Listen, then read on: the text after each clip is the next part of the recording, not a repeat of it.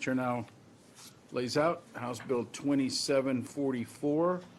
Chairman Moody offers up a committee substitute. Are there objections? Chair hears none. Chair now recognizes Chairman King to explain the measure.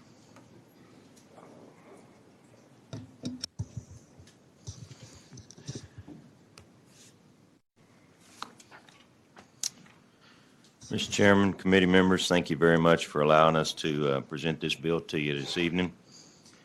House Bill 2744 is a very narrow, simple, and straightforward raise the age bill.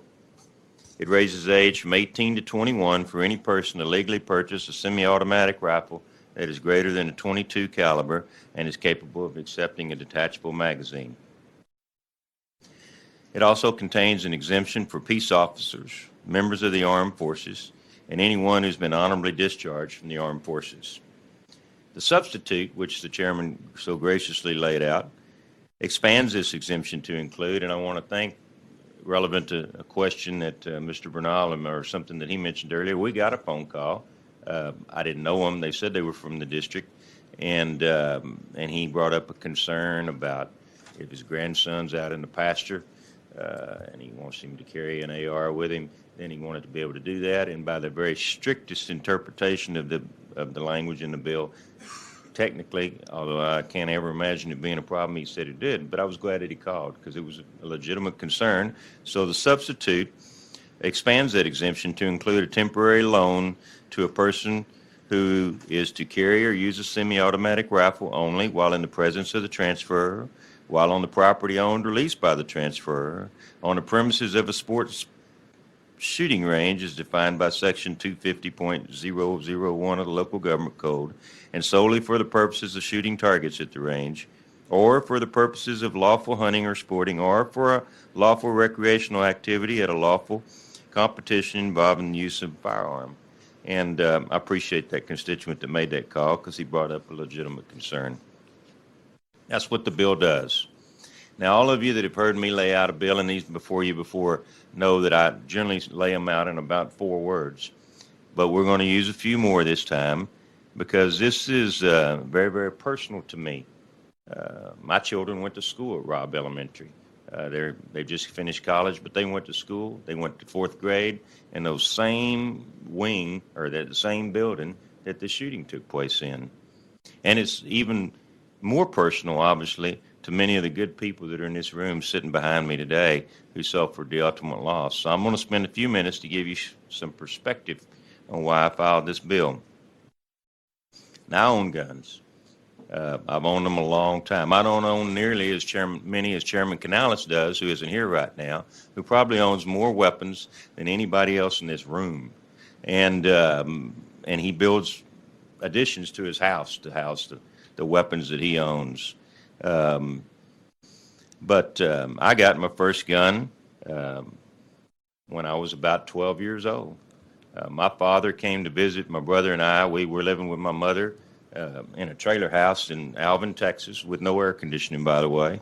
And he came out for a visit one weekend, and it was one of our birthdays, and we bought a gun. We got a single-shot .22, an Ithaca lever action, that I still have that gun today.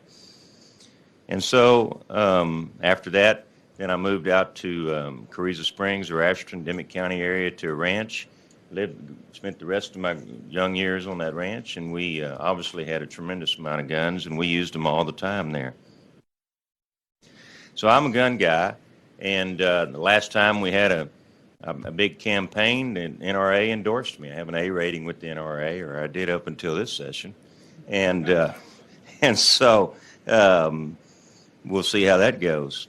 And I'll be the first one to tell you that it's very possible that if Representative Goodwin or Representative Bowers or Representative Vice Chair Johnson or Chairman Moody had filed a raise the age bill during the last session of the legislature or the session before, I probably would have voted against it. And I've said that publicly. But at 11:30, más o menos, on May 24th of 2022, everything changed. It changed for me because at about 11:30 in the morning on that day, and I was in Uvalde that day, a shooter walked into Robb Elementary School, and within about 3 minutes, he shot 38 people. 19 students and 2 teachers died. And that changed my life. It changed everybody in Uvalde's life, and it shattered the lives of 21 families and their family. And so, and then to top it all off, one of the teacher's husbands dies of a heart attack just a couple of days after that from pure grief, if anything else. And the truth is that had House Bill 2744 been the law in the state of Texas 1 year ago, 21 constituents of mine, plus the husband probably, 2 heroic teachers and 19 innocent children would still be alive today. And why do I say that? I say that because that killer had tried to purchase weapons before. We know that now based on all the interviews, and I've seen them all. And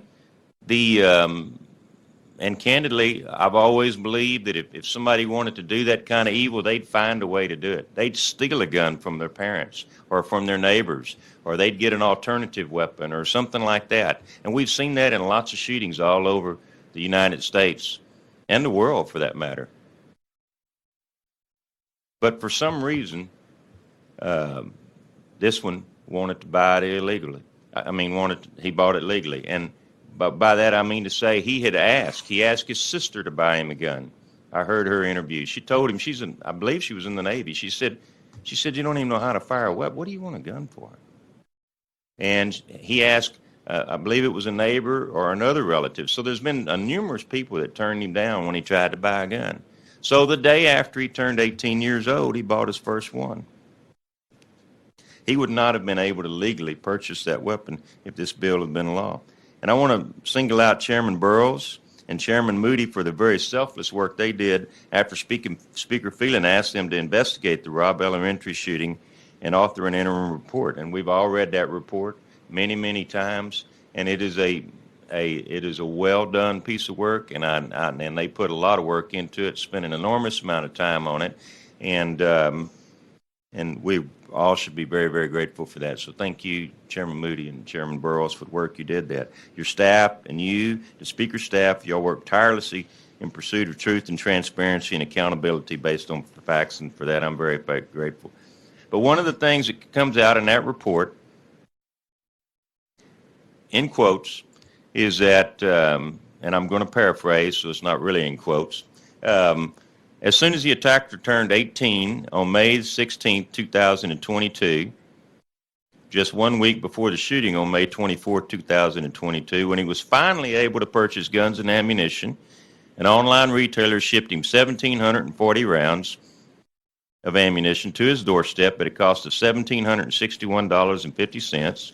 He ordered a Daniel Defense weapon, which is a fine AR-15 weapon, that for shipment to a local store, and that cost him $2,054.28. And then on May 17th, the day after he turned 18, he bought a Smith & Wesson AR-15 style weapon at a cost of $1,081.42, which he took delivery of right at very quickly. And then the next day, he returned for 375 rounds of ammunition. All this ammunition was special battle ammunition designed to do the maximum damage.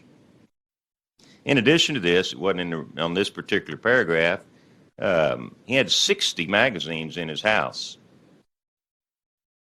60 magazines, 30 round magazines. He didn't take them all to the school with him. Candidly, we believed that he'd never fired a weapon until he walked in that school. Because they've interviewed people to see if anybody took him out to shoot. He didn't know how to drive. So he'd never fired a weapon until he went in there. Of course, you can learn anything on YouTube nowadays, and I'm sure that's where he learned it, plus playing all of the war games that he was probably playing. And so that all happened within a couple of days of him turning 18, and then a week later, he walks into Robb Elementary. And again, I want to say that in this case, ladies and gentlemen, had House Bill 2744 been the law in the state of Texas, that attacker would not have been able to buy that weapon. And we'd have 21 people alive today, plus the husband of my constituents would be alive today. So members, and you're going to hear people say, and I've heard them say, and I've gotten a few letters, and I have to say that the vast majority of the people have been very, very kind that have talked to me. I've talked to NRA members. I've talked to people that are farmers and ranchers. They got as many guns as I do almost, and they say, you know, this isn't that much, Tracy. This isn't that much to ask. And God bless those families. They could be asking for so much more, but this is all they're asking you for. And so I appreciate that. And they're going to say, and I've read, and people said, you know, only 5% of the weapons used in mass shootings are AR-15s or AKs or, you know, semi-automatic rifles with detachable cartridges. And, you know, if you look at the entire history of mass shootings that we have over 40 or 50 years, that's true. But if you look at the history of the mass shootings that have been done in the United States of America in the last 10 years, well over 2/3 of them are done with this type of weapon. Maybe even close to 80%. I haven't seen the exact numbers, but I've seen those numbers. So you know what they say about statistics. You know, it depends on how you want to look at them. So in recent history, as times have changed and people have changed, as we talked about earlier, this has become the weapon of choice. So I call this bill 21 for 21. For the 21 souls we lost in Uvalde, let's raise the age to 21 for the purchase of these weapons that took those innocent lives. I'll be glad to answer any questions that you have and would respectfully request the opportunity to close. Members, any questions? Chairman Moody. I don't have a question, but Chairman King, I want to let you know that I appreciate you fighting for this bill. And I can't overstate how much respect I have for you after seeing you stand up for Uvalde again and again in the wake of this tragedy. They are lucky to have you, and so are we. I keep coming back to the idea of time. Time sits over everything that happened before, during, and after the attack. The time before is where it could have easily been stopped before it began. You had an attacker who our laws worked to stop until they didn't stand in the way anymore. He tried at least twice to get guns and ammo before he was 18, and he couldn't, like you said. And like you said, if your bill was law then, the shooting wouldn't have happened. And I want to say that again for anyone who doesn't understand what's at stake here. It's not a maybe. It's not a could have. I'm telling you, as one of the people who investigated the shooting, that if Chairman King's bill had been the law, those kids would be alive today, period. Because it wasn't, we came down to minutes and seconds where small things like officers being on scene sooner or a locked door keeping the attacker outside just slightly longer could have changed everything. Instead, he's the one that changed everything. One 18-year-old kid who'd never fired a rifle before in his life destroyed a community. I don't think people who haven't walked the halls of that school and talked to the people in Uvalde can really understand that. For those parents and families, the world ended that day. The way time sits over them is a memory of when things made sense. It was the very end of the school year, and families had just been at school for awards. They left their kids there, alive and safe. Many of them watching Disney movies as an end-of-year treat. And just enjoying being kids. And then that school was transformed in a way that I don't really know how to put into words. I remember standing in that hallway with kids' art hung up that was interrupted by holes the size of my fist blown through the walls. There were bullet holes through the TV the kids were watching that day, and desks turned over as makeshift shields. In a classroom like any other, anywhere in the state, where you or I or any of us would send our kids, that was a mass grave for the tiny bodies of kids who died screaming as they held on to one another. That's a place that shouldn't exist. But it does, because we let that happen through our policies. I keep thinking of the Uvalde family that had a headstone delivered on their daughter's birthday. We let that happen. I keep thinking of bloody shoes and shredded clothing being shown to families to identify their kids. We let that happen. I keep thinking about the scope of something so unimaginable that the response has been to plan to demolish the school entirely. We let that happen. For the Uvalde families, time will never be the same. There was a world before we let all that happen, and then the nightmare after. I'm going to tell you something that hasn't really been shared outside of those who investigated the shooting. In the classroom where the shooter tore those kids apart is a whiteboard. On one side of that whiteboard was a banner that said "Lovebirds" and had the names of some of these innocent kids who were dating. It listed 4 puppy love couples. 3 of those pairs included kids who were murdered in that classroom that very day. The other side of what that whiteboard had was empty. However, the attacker scooped up the blood of his victims and smeared it into a disgusting message there.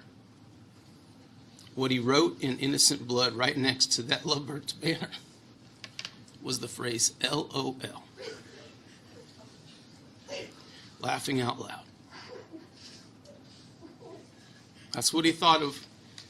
That's what he thought of about what he'd done. His message to us wasn't anger or hatred, just something flippant. He celebrated that he could do what he did. That's his critique of us, because we let this happen. And to come back to time, what strikes me is how much time we've wasted. I stood on the House floor last session and talked about the massacre in El Paso. I told everyone then that this was coming to their town. And I'm sorry to say that it did. And it will. This is going to happen again and again if we choose to let it. We can't waste more time doing nothing. I'm not trying to say, and I know you're not trying to say, that we can stop every mass shooting. It's an impossibility. But when are we going to have the courage to take the smallest of steps? Why are we leaving it to school children to be brave? They have to face bullets. The least we can do is face the NRA. I don't want to see anyone's rights interfered with, but saying you need to be 21 to put your hands on firepower overwhelming enough to keep hundreds of officers cowering behind cover for an hour and a half isn't that. We're not talking about some crazy gun grab here.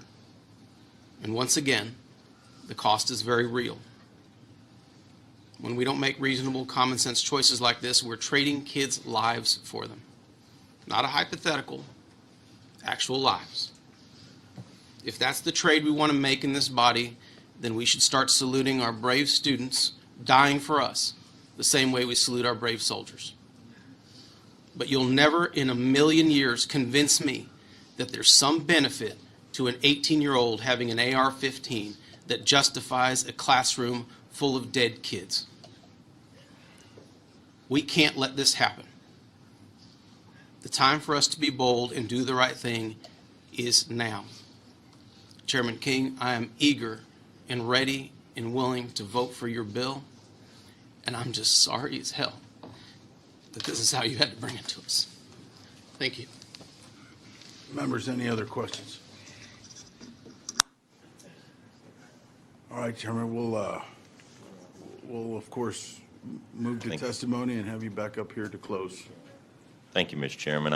There's so much more I could say, but it'll come out in all the questions, and I'll get the last word. Yes, Representative Powers. Chairman King, I know you've already gotten up and moved from the seat, but I just want to thank you for your service during this time especially, and I want to say that you know that you were in our prayers, and we were standing in the gaps as we watched you so bravely stand up for your constituents and the families, and we have continued. I meant to say there was a number of y'all that came down there, and I'm grateful for the presence of so many of you that came. Thank you. All right, so we're going to start, the first 10 or so will be Kimberly Rubio, Veronica Mata, Javier Cázares,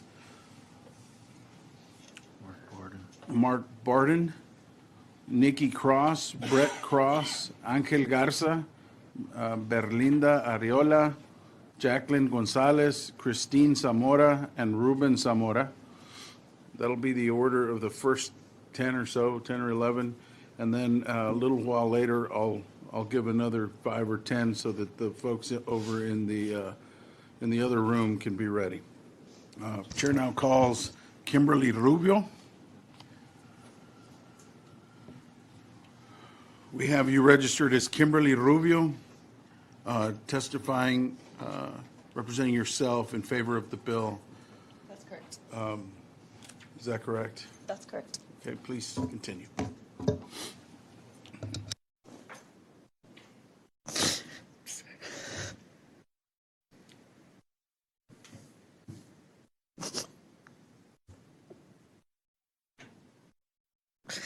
My name is Kimberly Rubio. I am the mother of Lexi Rubio, the victim of the Robb Elementary shooting in Uvalde. This is my husband, Felix, and Lexi's father.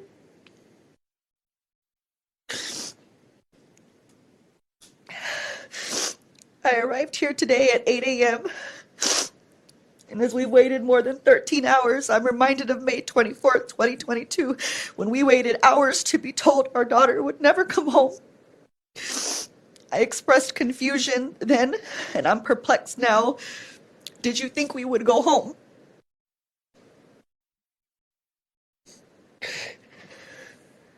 Chairman King, thank you for filing the bill and for everything you've done for the families in our community.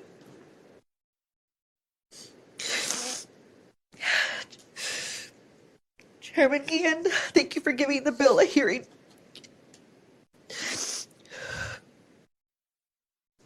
Every day since May 24th, 2022, I replay alternate scenarios in my head. Scenarios in which Lexi is still with us today. What if I'd kept her in the district's dual language program? And she would have been at Anton Elementary that day. What if she'd caught a stomach bug that week instead of the previous? And she'd have been homesick. What if I'd taken her home after the 10:30 a.m. award ceremony? Then she'd have been safe and sound at my great-grandma's house. Standing before you today, I wonder if on May 24th, you watched coverage of Uvalde unfold and wondered what you could have done to prevent this tragedy. Did you look at images of children running for their lives and think, what if we had enacted stricter gun laws?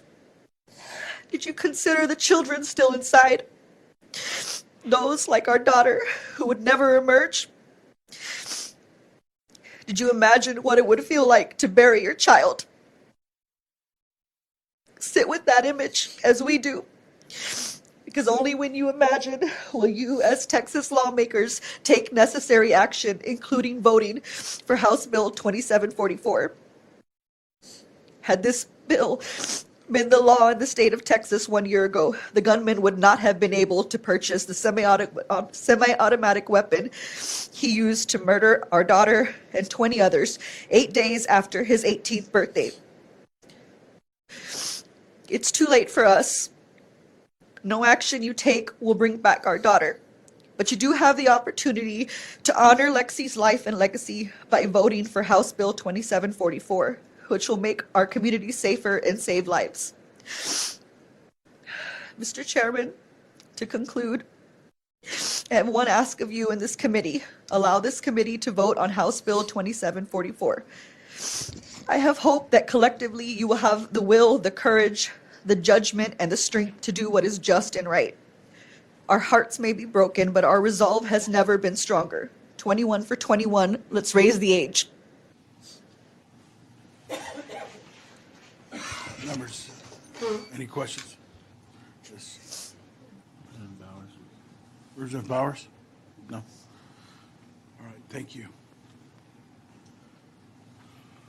The chair now calls Veronica Mata.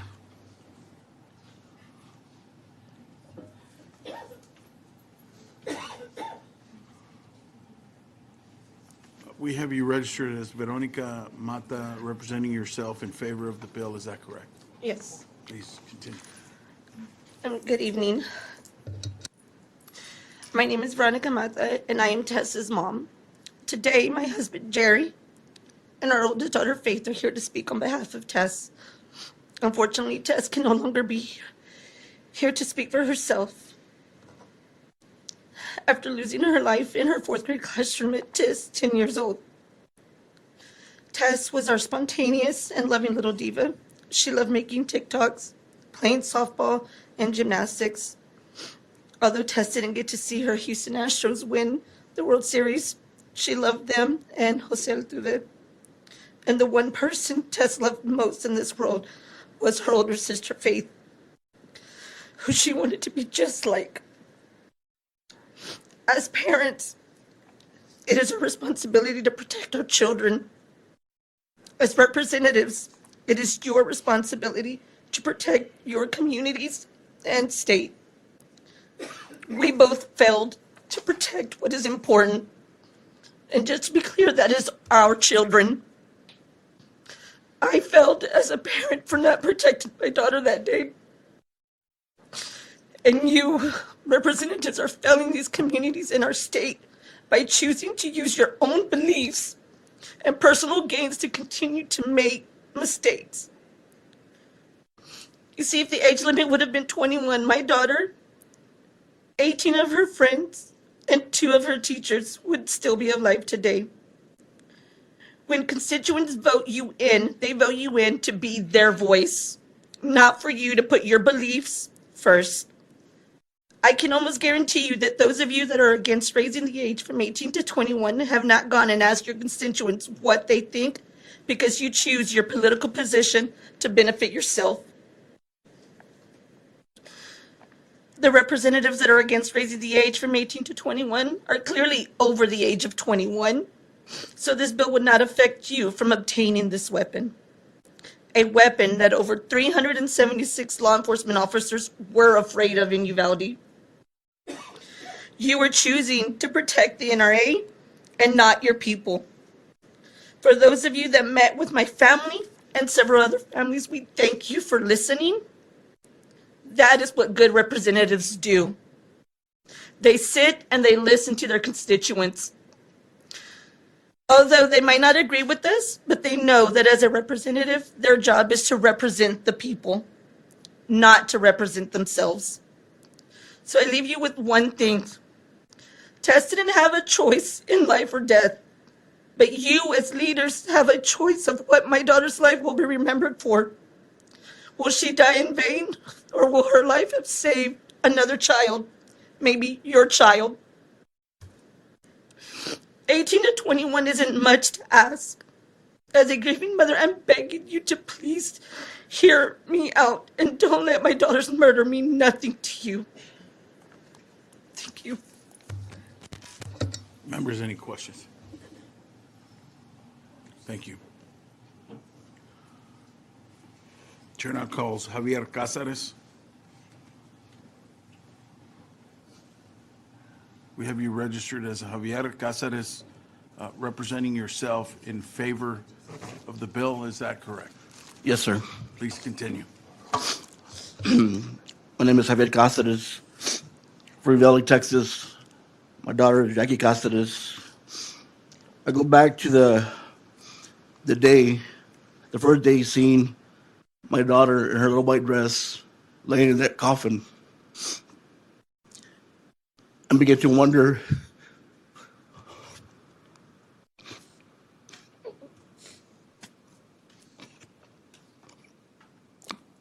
what might be right through her mind, in her voice. I'm confused. Where all the sadness? Why all the sadness in my family's faces, and the continuous crying of others as they pass me one by one? What did I do wrong?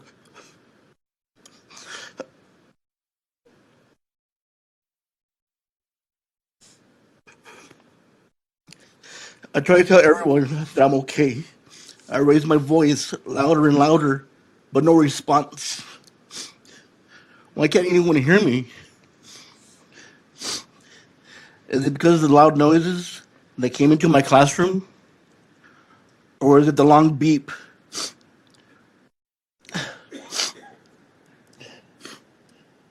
The long beep coming from the heart monitor.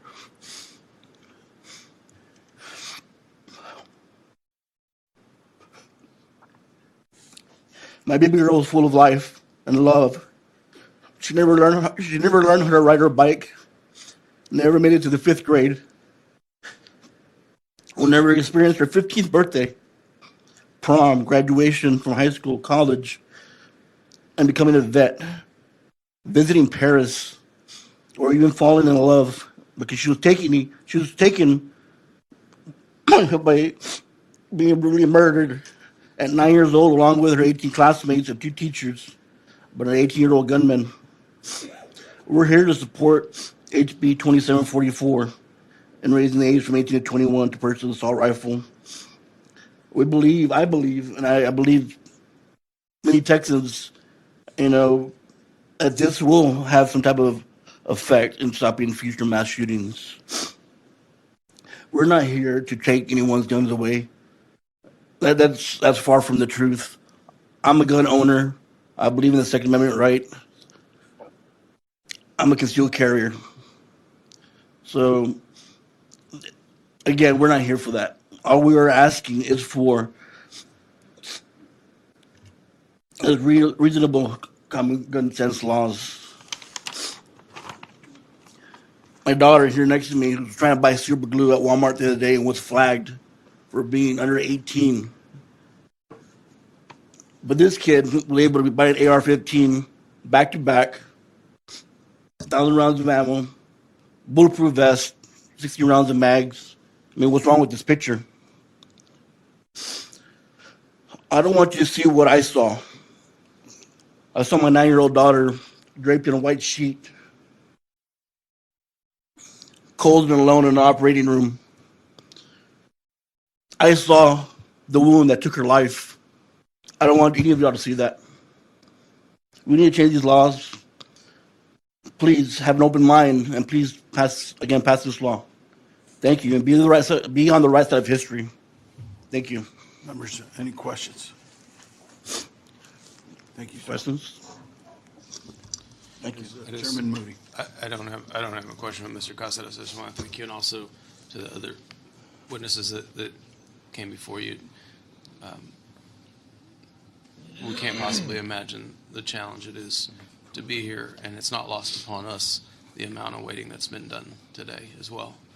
So we're grateful for you taking the time to be here and sharing a very incredibly challenging and difficult story, because people need to hear it. And Thank you. We're grateful for you being here. Thank you, sir. Yes. Representative Bowers. Thank you, Mr. Chairman. And thank you so much for staying all day and for, coming to your state capitol to share, this terribly tragic story that we have all been enduring. And I can't imagine what you're going through still.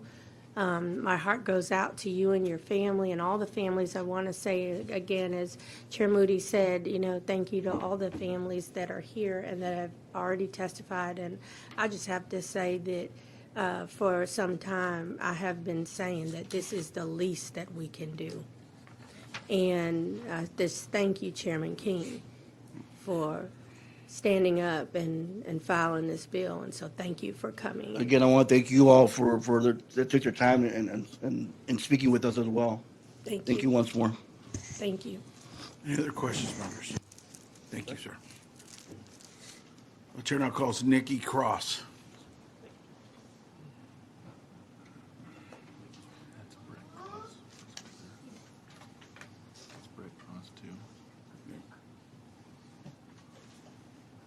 We have you registered as Nikki Cross, representing yourself in favor of the bill. Is that correct? Yes. Please continue.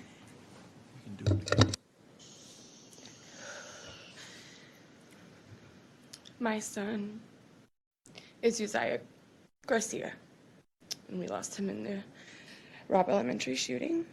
I did not prepare a speech for you guys today.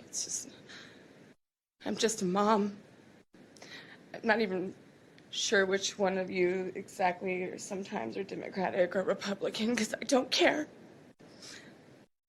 I just don't want any of you to sit here where I'm sitting. I don't want you to have to identify your child's body based on what he was wearing to school that day.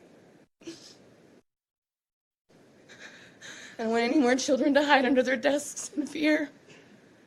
I don't want any more teachers to worry about how they're going to protect several students at once when they're just one person. So I don't come to you as a Democrat or Republican. I just come to you as a mom, as a parent. Enough is enough. Please do something. Do something now. Don't wait until another community has to go through this. Thank you. You can wait there.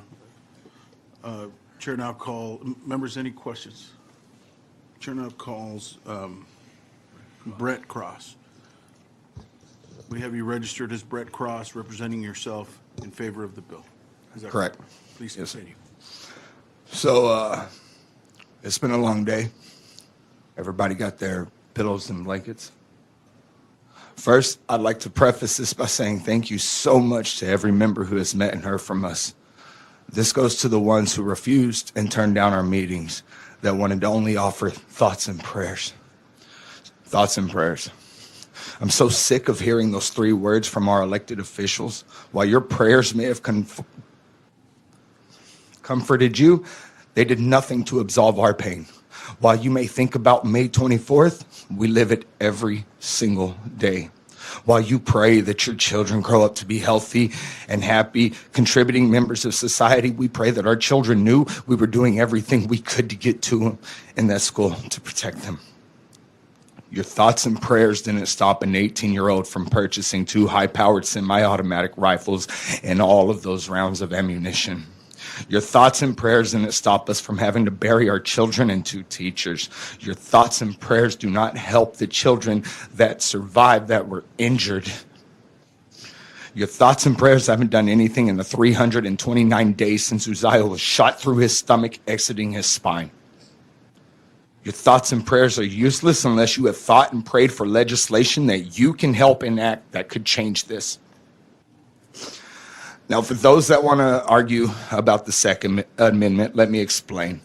A well-regulated militia being necessary to the security of a free state, the right of the people to keep and bear arms shall not be infringed. How does moving the age from 18 to 21 infringe? Does it infringe on our 13-year-olds' right to purchase these? I mean, why can't 6-year-olds buy them? I'm a gun owner myself, and most logical law-abiding gun owners agree. There's no language in or around the Second Amendment that's state and age. Everybody wants to talk infringement, but you know what was infringed? Uzziah's chance to live a life full of liberty and any chance to pursue happiness. Rights that you enabled to be infringed upon by not just every child in Texas, but every adult as well, by not voting this out of committee and getting it heard on the House floor. I think a lot of you will do what is right. And I pray that the ones who have avoided taking our meetings will see that changing the age from 18 to 21 will save lives. Because who knows when you'll be in our shoes. and you will beat yourself up for not doing everything in your power to prevent it from happening to you. Because in this day and age, it's not a matter of if, it's a matter of when. Also, because I know we're going to hear this, to the gentlemen who oppose saying, let's connect the dots, we can connect them with Uzi's exit wounds. Your thoughts and prayers are empty. Legislation is not. Thank you. Members, any questions? Thank you, sir. Chair now calls Angel Garza.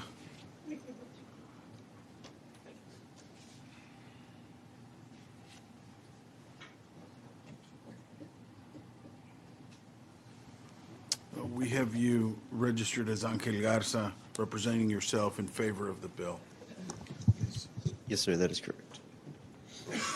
Please continue. Good evening, members of the committee. I thank you for taking the time.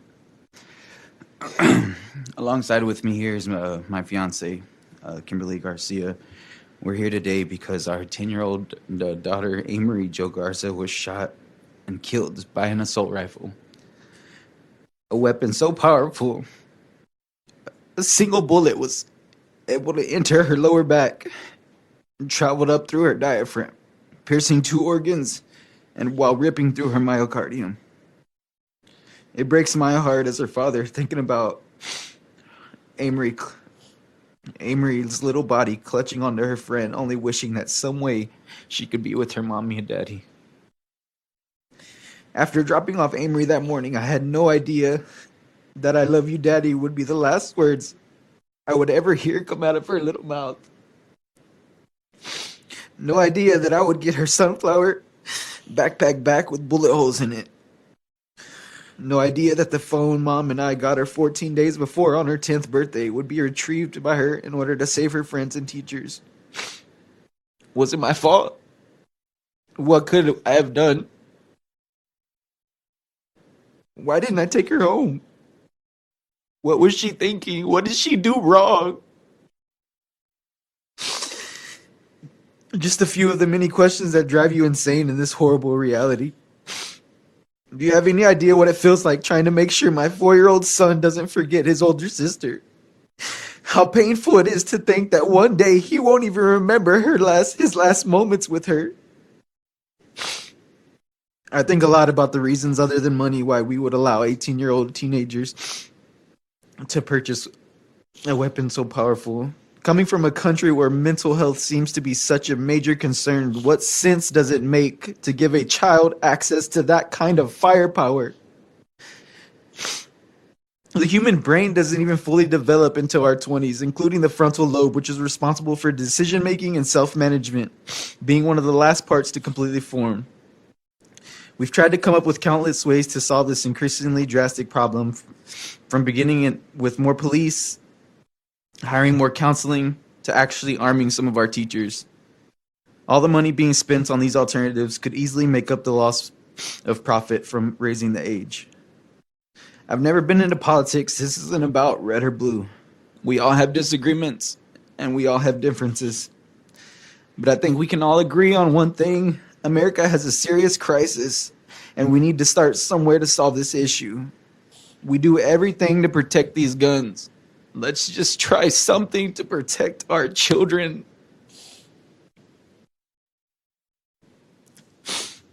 That's all I have. Members, any questions? Thank you. Thank you. Chair now calls Berlinda Arriola.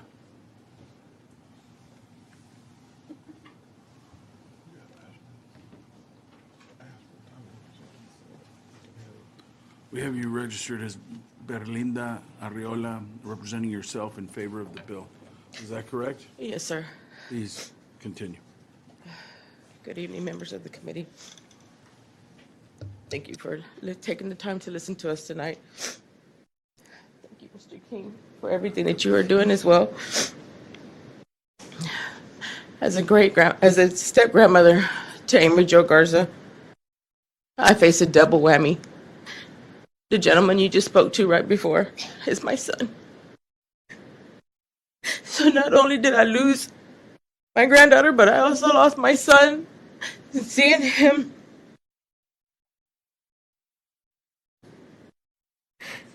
him hurt every single day, trying to live life as normal as they can for my grandson.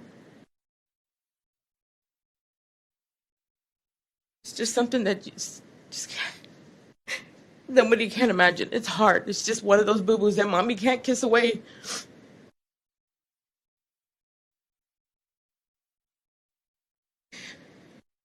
When you lose a child, a grandchild, step-grandchild, in that sense, it takes you to a place, takes you to a very dark place. We sit here and talk about mental health. What happens in a massacre? It creates more mental problems, more mental health. I've always been the backbone to my family, thinking that I was always the strong one. I can get through anything. Going through that massacre is something that I couldn't deal with. I went to a place that I could not even imagine being.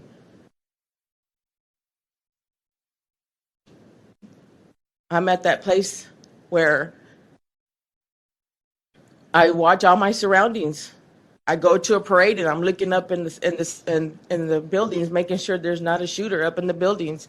I come here and I'm looking for all the exits, even though there's DPS officers and very well protected. I'm still looking around because I can't even trust law officers. After all, we're scared of that AR.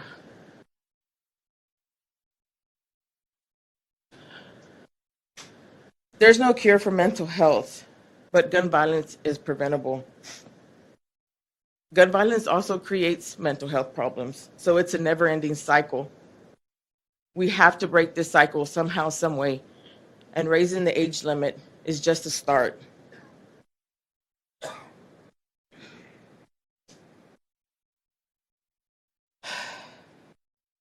Everybody goes to the Constitution, but we all know that Constitution is outdated.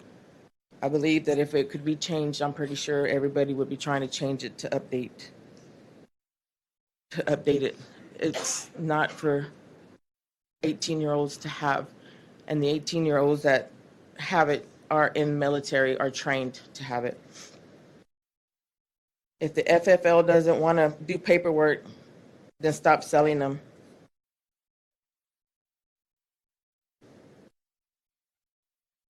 Or better yet, why not just ban them altogether if it's a problem doing paperwork?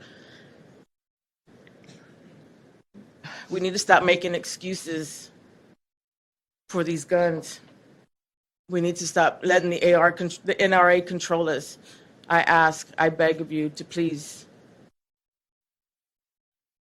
vote for to raise the age limit. Thank you for your time. Members, any questions? Thank you. Chair now calls Jacqueline Gonzalez.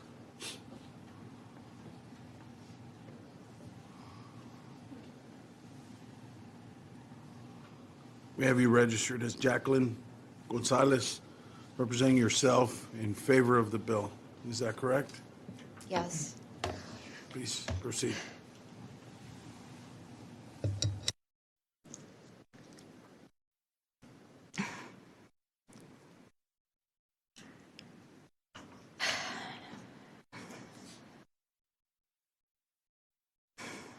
My name is Jacqueline Gonzalez, and I support House Bill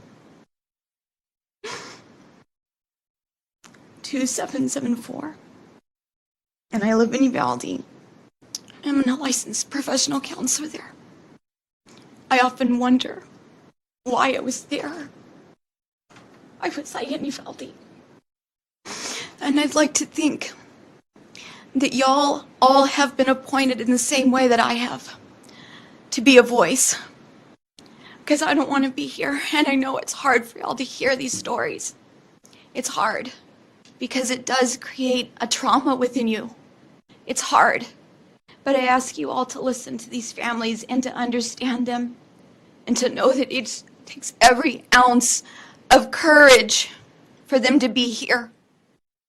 Every ounce of courage to speak about their children's deaths. It means so much that Representative Moody and Representative King spoke, because I know I only have 2 minutes, and y'all said so much, because it meant so much to me that you spoke about these children's lives and what it meant for them to go to school that day on May 24th. They didn't know they were going to war. They didn't know. Irma Garcia and Eva Miralles, teachers, were human shields to those children. 19 children died. There was 11 that were in that room for 77 minutes. Prisoners of war. We have children that are suffering through prisoners of war, PTSD. Vietnam veterans suffer with that. And I just want you to imagine, if you have a child in your life, a niece or a nephew, I want you to imagine how you explain that to them, how they're always looking out the window because he's coming. He's coming. I have children that are afraid in school. They're afraid. And what do we tell them to do? Line up against the wall. Huddle. Be quiet. And meanwhile, they watch the window, wondering, will I be next? It's not fair to them, and they deserve so much better. There is a reason why we need this. We need this age increase, this age limit. It's because there's people that are really suffering with mental illness and they're ready to die. And unfortunately, they don't have the courage to take their own life. So they go in and they pick an AR-15, and all of the pain and anger they have in their hearts, they go out and they inflict it on children, on people, on us. And you know what? Yes, there is a right to bear arms, but these children deserve a right to live. They deserve a right to an education free of war. Free of war. They should not have to worry about that. And I know I'm almost out of time, but I have Usaya's picture here. And I often look through my own pictures and tried to see where my daughter was at 9 or 10. And I imagine what it would be like if my daughter's life was robbed at that time. Their lives were robbed. They can't choose what they're going to be in life. They can't choose if they're going to go and get married or have children. It was robbed. The First Amendment, the Second Amendment right, they don't even have a right to even go do that. These children deserve more, and you are their voice. I ask you to do that today. I know I'm out of time, but when you first started this position, whenever it was, however long ago it was, you chose this because of the injustices in the world. You know that. I know that's why you chose this, because you wanted to fight for people. Be the voice for the unheard children, for the ones that are dead and the ones that are living. They deserve a chance, and we all deserve a chance to live. Thank you. Thank you. Members, any questions? Chair now calls Christina Zamora.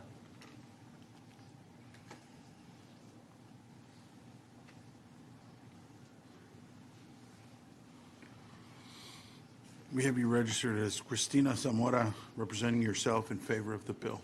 Is that correct? Yes, sir. Please continue.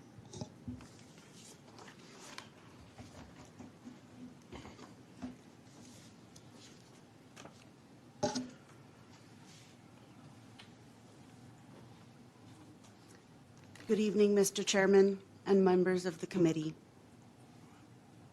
My name is Christina Zamora. I am here today to testify in favor of HB 2744 and raising the age for people to be able to buy assault weapons. My daughter is Maya Zamora, and being a mom to her and her brothers is the most important thing in my life.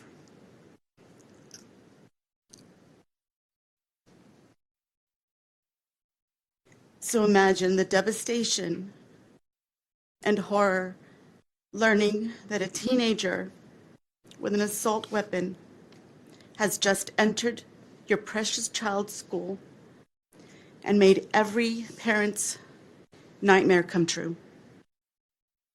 And for what? So many sweet children never made it home that day. Others, like Maya, will never be the same. Their lives, their bodies, their personalities changed forever. That type of horror did not just happen in Uvalde. And we have seen many other mass shootings week after week. And so many of them at the hands of young people, young men with an assault weapon. The power of these weapons to harm and kill so many is a huge responsibility, and one I personally feel is too much for a teenager whose minds are not fully developed and who truly still need and deserve guidance on the big and complicated issues of life. I am a mother of a son in his early 20s, and he is a wonderful young man. But there is no shame in saying that he still needs or turns to his parents for advice and guidance on some issues, and we are happy to provide that support. But not all young people are that lucky and may not have people in their lives to turn to. That's where we as a community, as a state, as a country, need to put some safeguards in place for everyone's sake. Raising the age from 18 to 21 for purchase of these types of assault weapons is common sense and for the common good. What happened to my daughter's beautiful little body and her friends and teachers should never, ever have happened in the first place.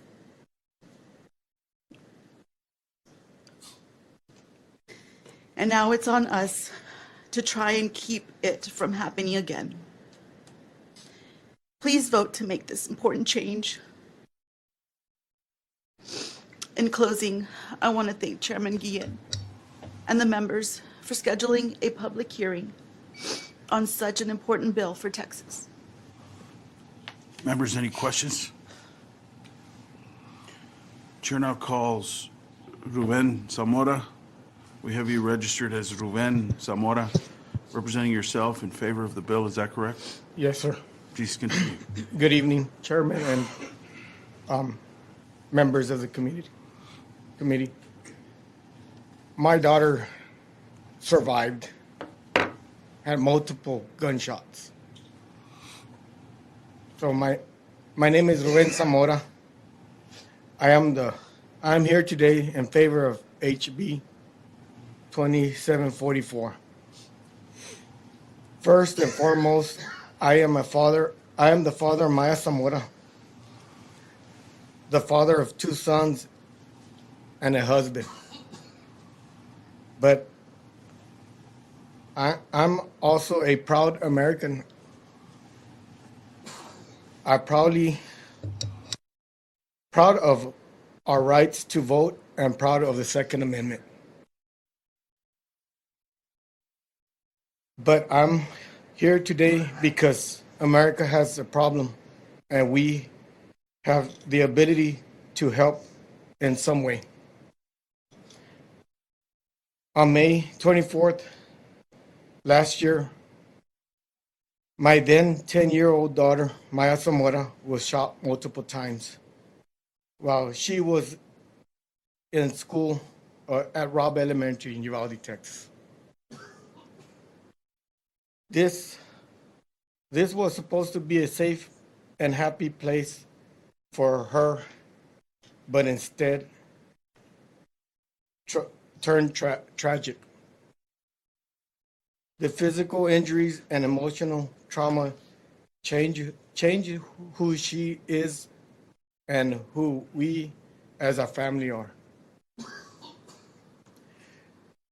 We are all so sorry for the loss that these families had to bear. It's hard for me to speak to y'all. And I have this written down, and I can't anymore. I just know that somehow we need to change something. my dad was a Vietnam veteran.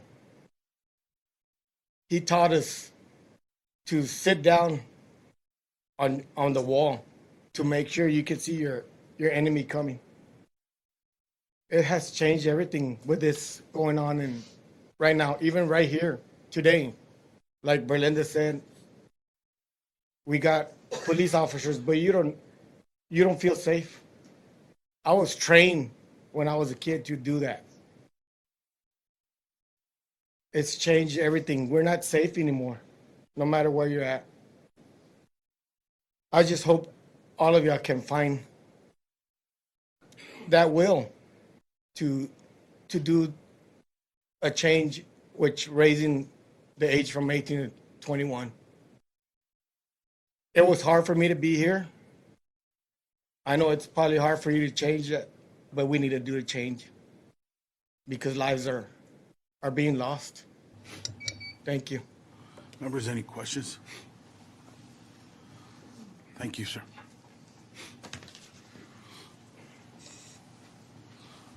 Chair now calls Mark Barden. And just for scheduling purposes, for those in the audience and in the other room, after Mark Barden, we're going with Tara Micha, Diana Greenwood, Richard Hayes, Michael Belsick, Charles Wallace, Stephen Williford, Wesley Verdell, CJ Grisham, Sidney Coffin, Michelle Mostert, Darren Lasorte, and John Loft. Chair now calls Mark Barden. We have you registered as Mark Barden, representing yourself and Sandy Hook Promise in favor of the bill. Is that correct? That is correct. Please continue. Thank you, Chairman Guion and members of the committee.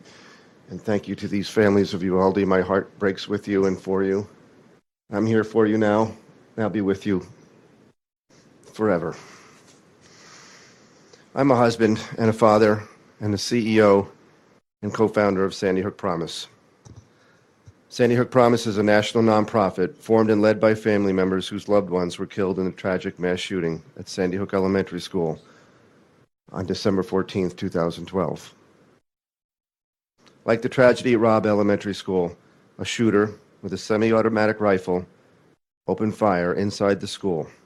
He fired more than 150 rounds, killing 20 children and 6 adults in less than 5 minutes. One of those children was my sweet little Daniel. He was 7 years old. We called him the caretaker of all living things because he looked out for everybody, insects, his classmates, everyone. So given our unique position and insight, Sandy Hook Promise offers this guidance. Focus on prevention, on what is possible, on solutions. There is no one single solution to solve all forms of gun violence, and we must not choose inaction in the name of waiting for that elusive policy. The truth is, it's okay to take small steps. It's okay to want to protect the right to bear arms. And it's also okay to look at laws you already have in place and decide that it's time to refine them. That is what you have before you with Representative King's bill. Thank you, Representative King. House Bill 2744 refines existing law. Increasingly, law-abiding gun owners are making the decision to use the firearms they legally own to commit violence. When they do that, they are also choosing to misuse the policies that have been crafted and voted upon favorably, perhaps by some of you, to facilitate the right of Texans to bear arms. The Uvalde shooter was one of these people. Additionally, young people in particular, including those in lawful possession of firearms, are choosing to commit mass violence. The Uvalde shooter was one of these people as well. Representative King's bill does what is best for the whole.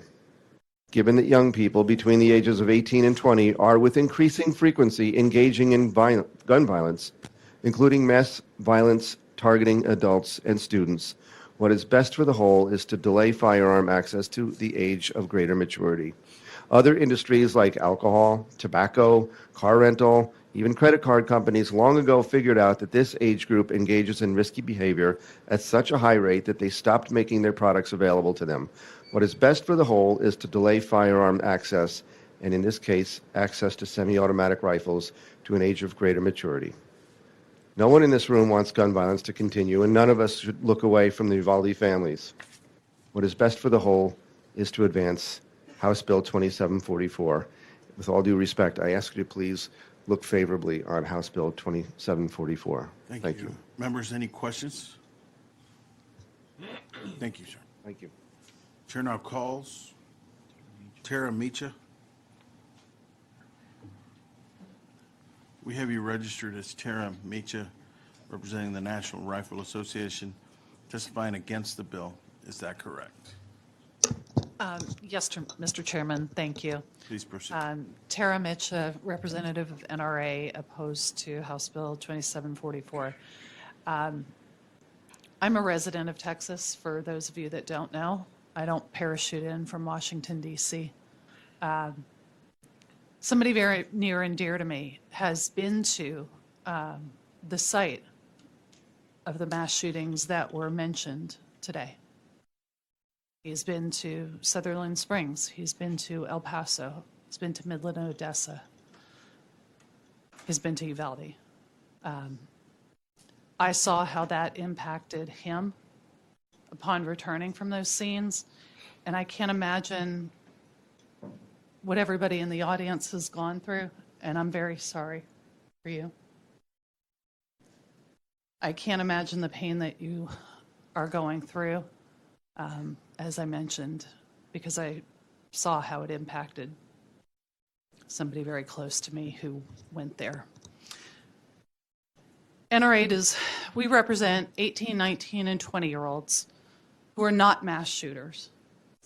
We defend the Constitution.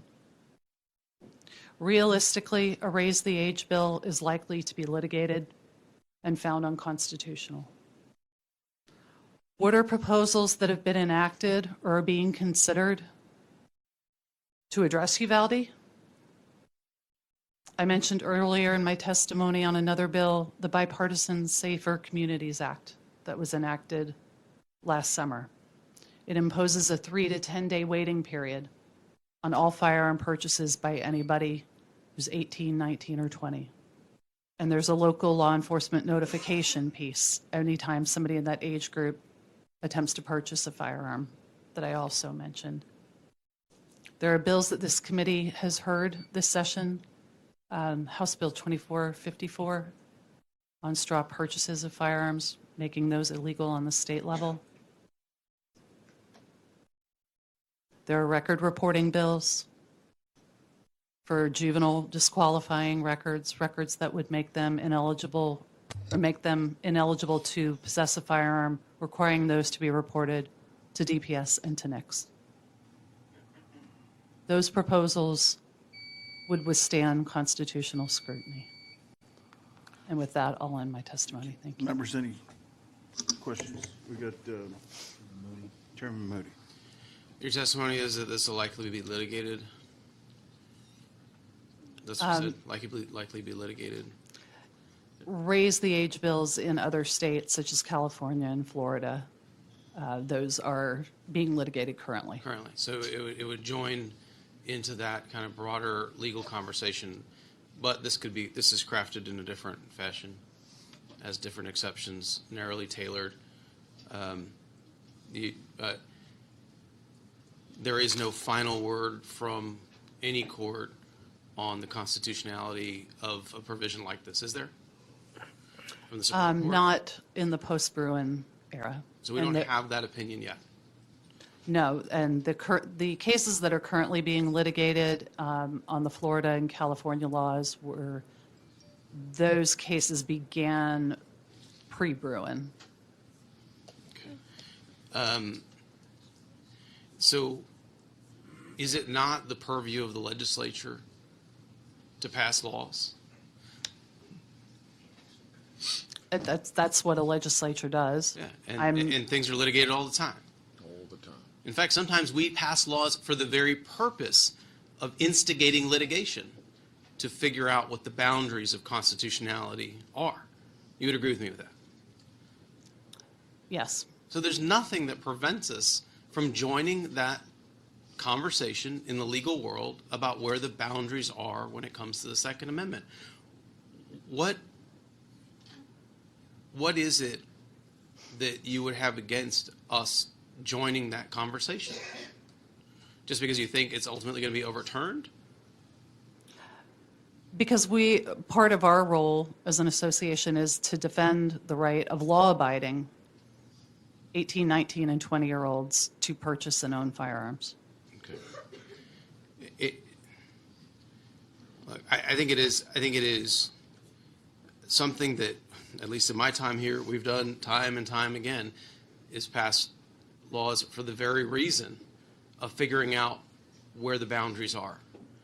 And I tell you what's worth it, to see where the boundaries are so that we can keep people safe and community safe going forward.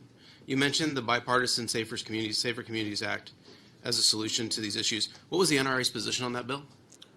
No, but what I mentioned was that was something that would withstand constitutional What was the NRA's scrutiny. position on that bill? We did not support that bill. Yeah. NRA won't support bipartisan gun safety bill, falls short at every level. That's the comment from the NRA about the thing that you just said is something that we should all be thinking about. So you're against that too? Well, organization is regardless of our position on it, it is the law right now. And as I said, I was outlining legislation that has been passed or considered that would withstand constitutional scrutiny. But you left out that piece. It's the law. You left out the piece about where you all stand on that. There were different parts of that bill that we opposed. That was a provision that we opposed, yes. Okay, thank you. Thank you, Chairman Ginn. Ms. Micha, thank you for coming to your state capitol, and we really appreciate you coming to every committee hearing that you come and attend, and you testify against certain bills. But are you aware that you can provide written testimony? Yes, ma'am. And then, with all due respect to the families of the victims in here, could you not have submitted written testimony of your against and opposition to this bill? I could have With all due respect. Thank you, ma'am. With all due respect, I do have a right to give I oral thanked you testimony. already. I thanked you already for coming and for submitting your testimony in person. But these people in here have lost family members and are still grieving, are shy of a year from the time their loved ones have left this earth, and you took the time to come in here and sit in front of us talk to us about a bill your organization didn't even support and didn't have the decency to just submit your opposition in writing. What is that? What is that? I mean, I know you have a job to do. With all due Could you not have respected them? with all due respect, ma'am, I believe we would have been criticized for not showing up. Who cares? And I'm sorry to say it like that, but who cares what criticism you would have received when these people have lost their loved ones? I don't understand.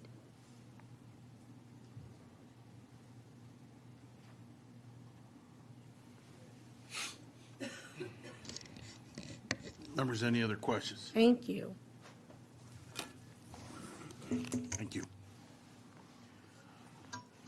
Chair now calls Deanna Greenwood.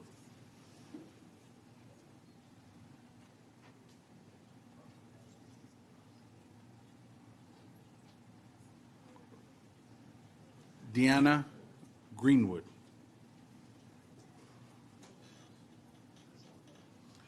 We have Deanna Greenwood, registered, representing Texas State Rifle Association, testifying against the bill. But we're switching her to did not testify. Chair now calls Michael Belsick. Okay. Michael Belsick.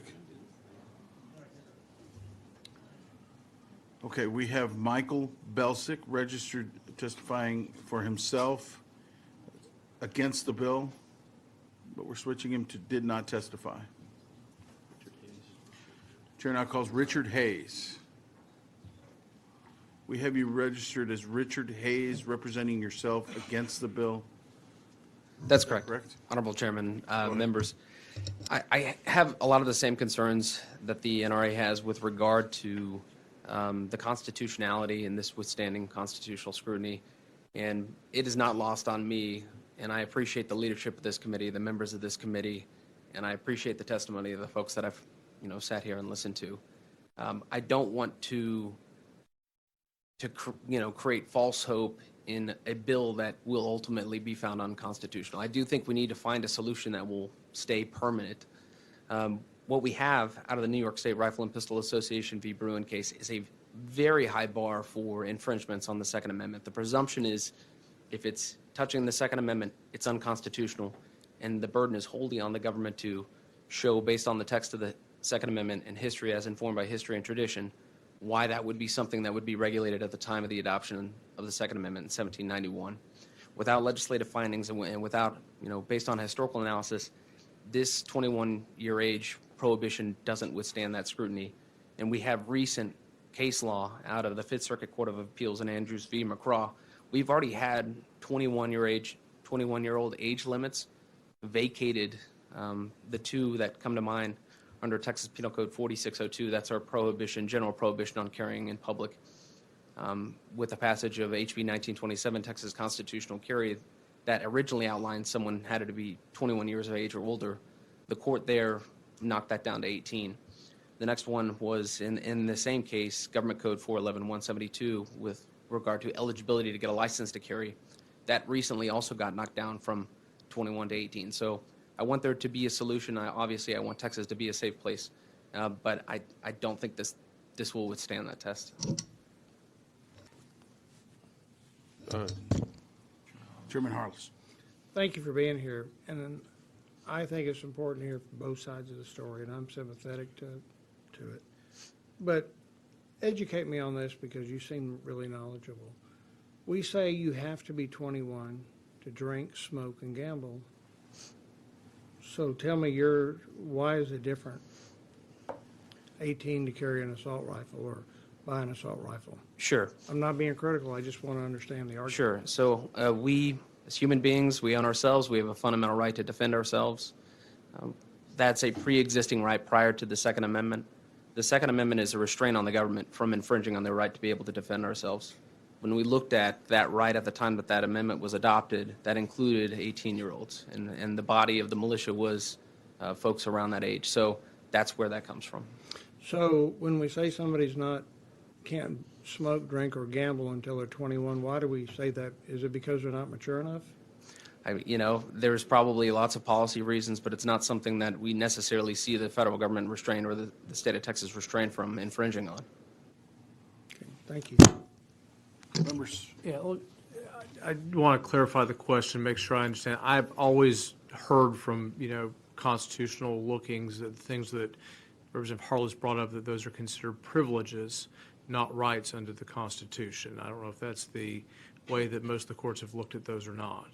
It is, and there's a different level, depending on what type of right we're looking at, there are different levels of scrutiny that courts will pay to it. Whether there's a compelling governmental interest, obviously we want to protect lives. That might be given strict scrutiny, narrowly tailored interest, as Representative Moody brought up earlier. I mean, there's lots of things where we narrowly tailor an interest, and this standard just is beyond that. And for that reason, I don't want it to be set up for failure. Thank you. Members, any other questions? Yes, Chairman Moody. What were the court, you mentioned the two court decisions, what were on an 18 to 21, not congruous to this, but on the age, right? Where did they come from? So it's Andrews v. McCraw. What court? So that's out of the Northern District of Texas. So in the we Fifth take Circuit. direction from the Northern District of Texas, or is that, should that Yes, under instruct federal. us? That should instruct us what we can and can't pass? That's ultimate arbiter of constitutionality? Say again? Is that the ultimate arbiter of constitutionality? Well, so the state of Texas, No, I know based how- on I know federal how it works, supremacy, I mean, we would have to take our lead from the federal government, and they're interpreting in New York the United States Supreme Court decision, and the Fifth Circuit agreed with them. But this particular provision has not been litigated fully on that point. You're saying what could be instructive to our deliberations, and Yes. I get what you're saying.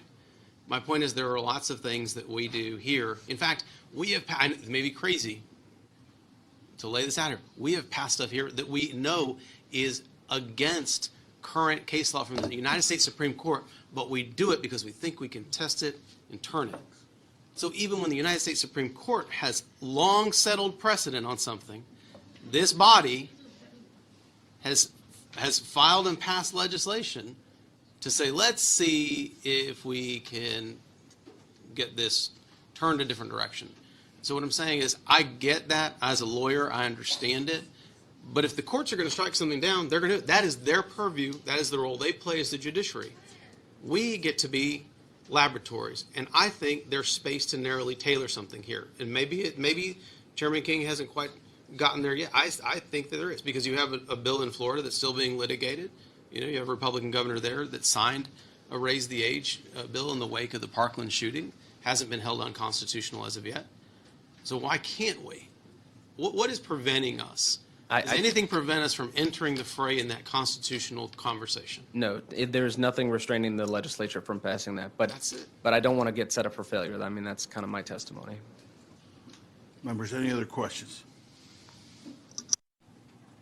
Thank you, sir. Thank you. Chair now calls Charles Wallace. We have you registered as Charles Wallace, representing yourself against the bill. Is that correct? That is correct, sir. Please continue. First, I want to take the opportunity to thank all of y'all for being members of the legislature. I fully recognize all the sacrifices and the efforts y'all have had to make over the many years that y'all have been in the legislature, and for enduring this marathon today. Anyway, it may surprise you to know there are junior competition shooters in Texas who compete in matches calling for the use of what is termed a service rifle. These days, the service rifle of choice, if one wants to be competitive, is an Armalite type rifle, more commonly known as the AR-15. The need for the use of this service rifle stems from the Department of Defense regulations, which regulate competition in matches that they sanction and host.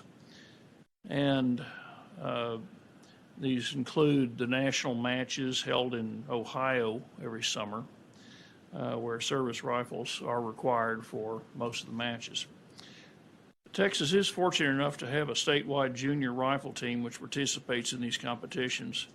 under both Department of Defense and National Rifle Association rules, a junior is any person who has not yet turned 21. Historically, there have been individual juniors and junior teams who have taken first place in national competitions. The current Texas Service Rifle champion is 20 years old. This bill, if passed, would prevent many of these juniors from obtaining the rifles they need to compete. Although there would be purchase exemptions for those under 21 who have gotten permission from their parents or a guardian, is kind of retained from the old current law. A person 18 doesn't have a guardian anymore. And some of these people are living independently if they're 18, 19, or 20 years old, and their parents may be dead. So they're in a kind of catch-22. They won't be able to obtain something. They can't obtain the permissions that it would take to purchase the rifles. Now, I must tell you, I have not seen the substitute bill yet. I don't have access to it. Members, any questions? Yes. Yes, Vice Chair Johnson. So it looks like we may be able to be on the same page where you're going to be for the bill if we just let junior competition go? No, not completely. Or you mean? It appears that this bill may still move ahead, but if you do, keep in mind that there are a lot of legitimate uses that some of these rifles can be put to, hunting uses, competition shooting. Have you ever shot a deer with an AR-15? No. Yeah, because if you do, you won't have no deer left. No. It's the same way when we can talk about how the children were. The parents that just got up here and had to describe very vividly what that bullet did to their children. And so at the end of the day, AR-15 is not used for hunting. It is used for a military-style weapon that is to kill its opponent from a very, very, very long distance. And so at the end of the day, that's what it's supposed to be for. So I just want to make sure that we can try to get on the same page, because at the end of the day, we all want to have laws and rules that we can all live by. But I keep hearing over and over and over again how we don't want to take guns out of law-abiding citizens. And no bill that we have tried to put together and tried to legislate is going to take guns out of the hands of law-abiding citizens. What it seems like you guys continue to do is to allow the criminals to have the same access as the law-abiding citizens. I haven't heard one anecdote from any of you that can simply tell me what would be reasonable for us to create laws that will protect children, families, and alike. So at the end of the day, again, we're trying to save lives here, not simply have guns available for competition. I wish they were only used for competition, but they're not. Well, your question about hunting, a lot of feral hog hunters do use AR-15s. Yeah, they want to blow the crap out of a feral hog. Nobody wants to eat a feral hog. Nobody's hunting feral hog for... A lot of them need killing, too. I'm sorry for asking you a question. Members, any other questions? Thank you, sir. Okay, thank you very much. Chair now calls Stephen Williford. We have you registered as Stephen Williford, representing yourself against the bill. Is that correct? Yes, sir, that is correct. Please continue. And just so the families of Uvalde understand, I am from Sutherland Springs. I went through 26 neighbors and friends were murdered. 20 more were injured. I cried when I heard the testimony with you guys because I understand you and I get it. I ran over and I stopped the shooter with my AR-15, if you will.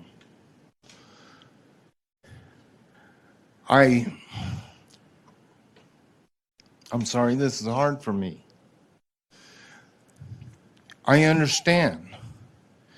The shooter in Sutherland Springs was 27. The shooter in Las Vegas was 60. The shooter in the most recent one that went into the school in Tennessee was 27. This is not an issue of maturity.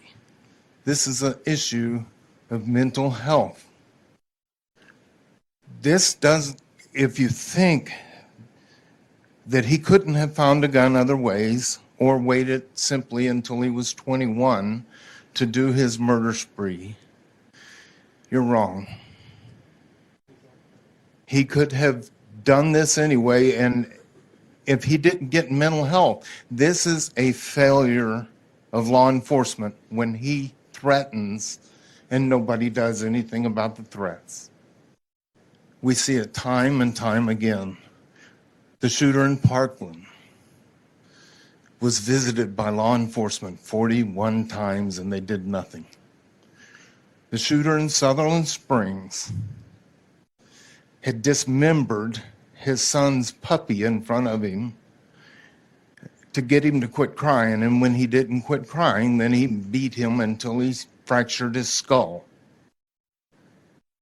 He was put in jail for a year and a half, and our justice system turned him back out on the streets. And when he went before the Air Force Board, the Air Force, he walked in and said, I'm going to go get my rifle and I'm going to kill every one of you. So they put him in a mental institution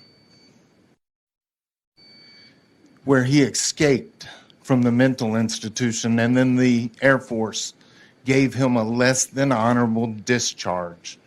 Any one of these things would have stopped him from getting a gun if the government wasn't so inept in what it does. If the background checks weren't so inept, any one of those things would have stopped him. But they didn't enter in any of it into the instant background check system. Vice Chair Johnson. Our military is 18 to 20 years old for the most part, and if we stop 18 to 20-year-olds from going into the military, this country will be in problems, big problems, because after 21, they would not join for the most part because they would have already started their life. And yet these men and women that serve for your freedom, you're saying that they aren't mature enough to own a gun. And yes, sir, I hunt with an AR-15 every year. Vice Chair Johnson. Thank you so much. I'm sorry for During going that over time in time. which you talked about all these situations and circumstances by which the government could have done something to stop these killers, at any time would you support the government taking the guns from these mentally ill patients at any given time to make sure that they don't kill? Would you There support are that? laws. Would you support that? The law that would have, yes, I would have supported the government from coming in after he made threats and taken him and put him in jail, because that's against the law, sir. No, put him in It jail. is. Taking his gun. Well, if he's in jail, he doesn't have his guns, does he? And then he Well, he would doesn't be. have access to them. What's that? Doesn't have access to them. Doesn't mean they took the gun and confiscated the gun from him. And then he would have been a felon. Okay, again, I'm just When he got out? I'm just trying to make sure we can get on the same page, because you're saying the government needs to do something, which we're trying to do here. The government to make is sure. inept at doing it. Oh, okay, but we're trying to be more skilled now. So will you help us become more skilled? Because the ineptitude comes. when people- Understand. Let me finish. When people come and tell us that we're not doing the job. So we're trying to do the job to make sure that these killers are not on the street. But you're trying to penalize 18, 19, and 20-year-olds that serve this country in a military. No punishment. That we put an M16 in their hands and an M1 Abram tank and send them to another country to defend your right to set up there and my right to be here. Do you know on military bases, whenever a 18-year-old is on base, that they don't have their guns unless they are on duty? Do you know that when you are on military bases that you cannot carry your gun? Do you know that when They you have have changed your that own law recently, and they personal can. weapon, that you have to have a lockbox for that weapon? So when you keep talking about 18-year-olds, they have to turn in their military weapons. They don't just walk around with them all willy-nilly and freely. So we're not going to confuse But they the can law. defend your rights Yes, they can in another defend my foreign right. country. Yes. And yet when they come home, they can't compete, they can't shoot, they can't enjoy hunting with an AR-15 as I do. Chairman Moody. Don't have a question. Just want you to be clear that the bill does not, and in fact, the military is completely carved out of the way the bill is written. So all of what you just said is not accurate. You may not have known that, but they are not impacted by this bill at all. Just want you to know. That our 18, 20-year-olds don't carry I'm sure guns Mr. in King can foreign share countries? with you. I'm sure. Sorry, what? That our 18 to 20-year-olds don't carry guns in foreign countries? No. That this bill would impact them whatsoever. So all the things you're saying is inaccurate. Please No, read the bill because when they again. come home, they can't buy theirs. Sir, they're exempted from the bill. They're exempted from the bill. Do you know why? Because Mr. King understands the point you just made, so he took them out of the bill. It doesn't impact them. Okay, so my children. Find another reason to oppose. So my children, when they were 8 years old, were distinguished experts with a pistol when they were 8. My children were absolutely mature. I know 14-year-old children that are more mature than 40-year-olds. There is an exemption in the bill for members of the armed services. That's it. My kids weren't armed services. You were raising the issue. What I'm trying to tell you is the information you were telling these folks is wrong, because the bill doesn't say that. Well, The bill I'm- exempts members of the armed services. So just know that you can have any other opposition to the bill. If- That if- is not a if they're legitimate old opposition, enough- sir. There's they're not old legitimate enough to opposition to vote. this bill, because this bill does not include members of the armed services. Okay, so anyone that is old enough to vote, anyone that is old enough to be 18 years and old, when we consider them adults, okay, they can move out on their own, should they not be able to defend themselves? They can, look, this, I defended my community, with an AR-15. we have the ability to narrowly tailor what people can purchase, who can purchase, where they can carry. These are places that have long been litigated and places we can regulate. You brought up the issue of armed service members, and so I just want to be very clear, because now you're moving on to something else. Well, that is not accurate. Also, like And I would I ask you to said, please if read the my bill the next kids time never before you come up served here in the and testify. military, Thank you. but they were responsible and mature. Members, any other questions? Thank you, sir. Chair now calls Wesley Verdell.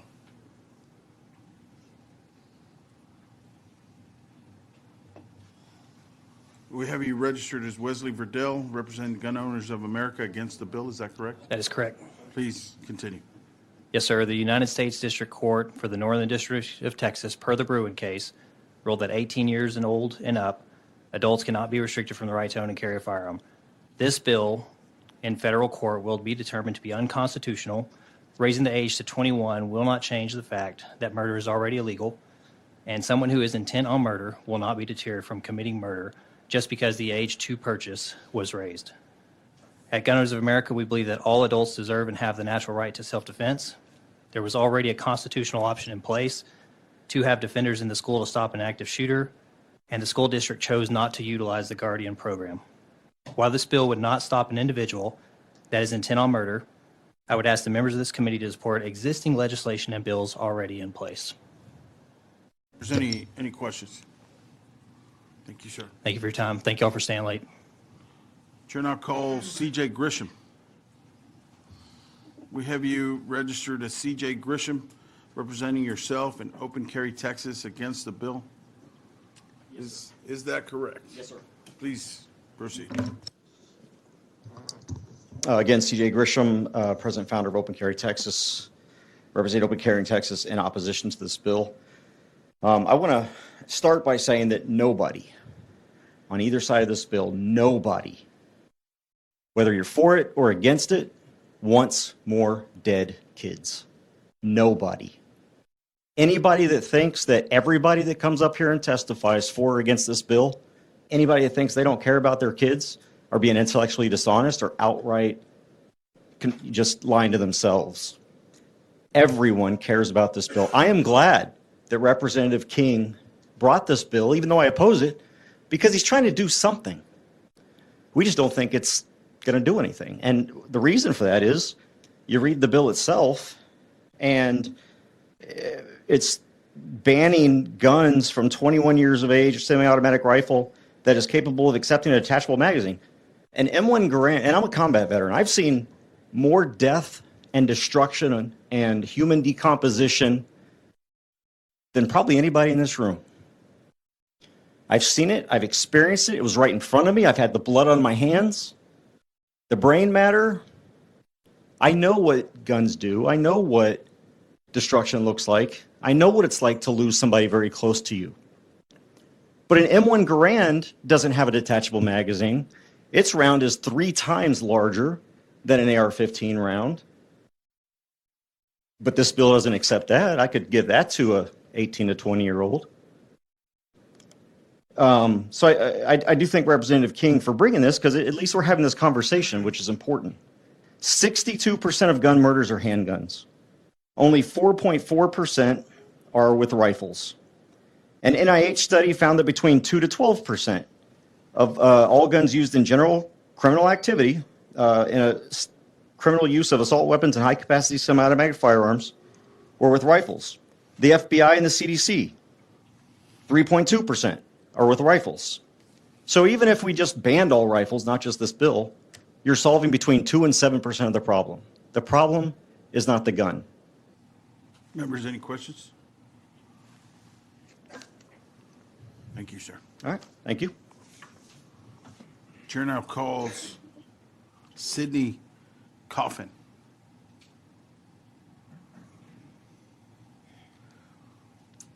Sidney Coffin. We have Sidney Coffin down as representing themselves against the bill, and we're going to switch them to did not testify. Chair now calls Michelle Mostert. We have you registered as Michelle Mostert, representing yourself against the bill. Is that correct? Yes, that's correct. Thank you. Please continue. Again, thank you for all being here and spending all these long hours and doing what you do. I know everyone's trying to do the right thing. My heart goes out to all of the victims and the surviving families. It's horrific. And, you know, I do believe it is a mental problem, and it seems to be getting worse in this country. But I don't see how this bill would have stopped it. Because when someone has ill in their heart and wants to harm or murder, it doesn't matter whether they can get it legally or illegally. They will find a way. They really will. And I don't believe that 100% this would have stopped that killer from killing those poor innocent people brutally. I really don't. So I just, you know, as Stephen was saying, you know, here's law-abiding people that are 18, 19, 20 years old that aren't going to be able to use it for competition or shooting hogs or whatever. But it's not, my point is, it's not going to stop it. I mean, we have the death penalty. Does it stop murder? And we have all these laws, but it doesn't stop it. It's just too bad. But, you know, criminals are criminals because they don't follow the law. You know, but anyway. Members, any questions? Chairman Moody. Well, thank you for your time. This proposition is brought up time and time again when we talk about these things. It doesn't matter what laws we pass. It doesn't matter people don't listen to laws. I swear it would. Do we just need to propose to just eliminate the penal code, I guess, next session? If no one follows the laws, then why do we have them? We have them for 2 reasons. They have some speed bump deterrent value, right? And in the event that the bad person still does the bad thing, they have punitive value. Those are the two reasons they exist. That's why we have criminal justice laws. That's why we work in criminal justice. And there always seems to be this idea that bad people operate in a world that we don't. Where would you go to buy a gun illegally? Where? Where would you go to buy a gun illegally? Well, they can be stolen. And where would you go to buy a gun illegally? I wouldn't go to buy a gun illegally. Okay. Okay, if you know, I mean, And so, I follow the law. so you live in the real world like everybody else. Yeah. People that have ill intentions live in that world too. The attacker in Uvalde lived in that same world, and guess what? Was thwarted multiple times. Right. Guaranteed, 100%. If this bill was law then, he would have continued to be thwarted. Well, he would have found another way.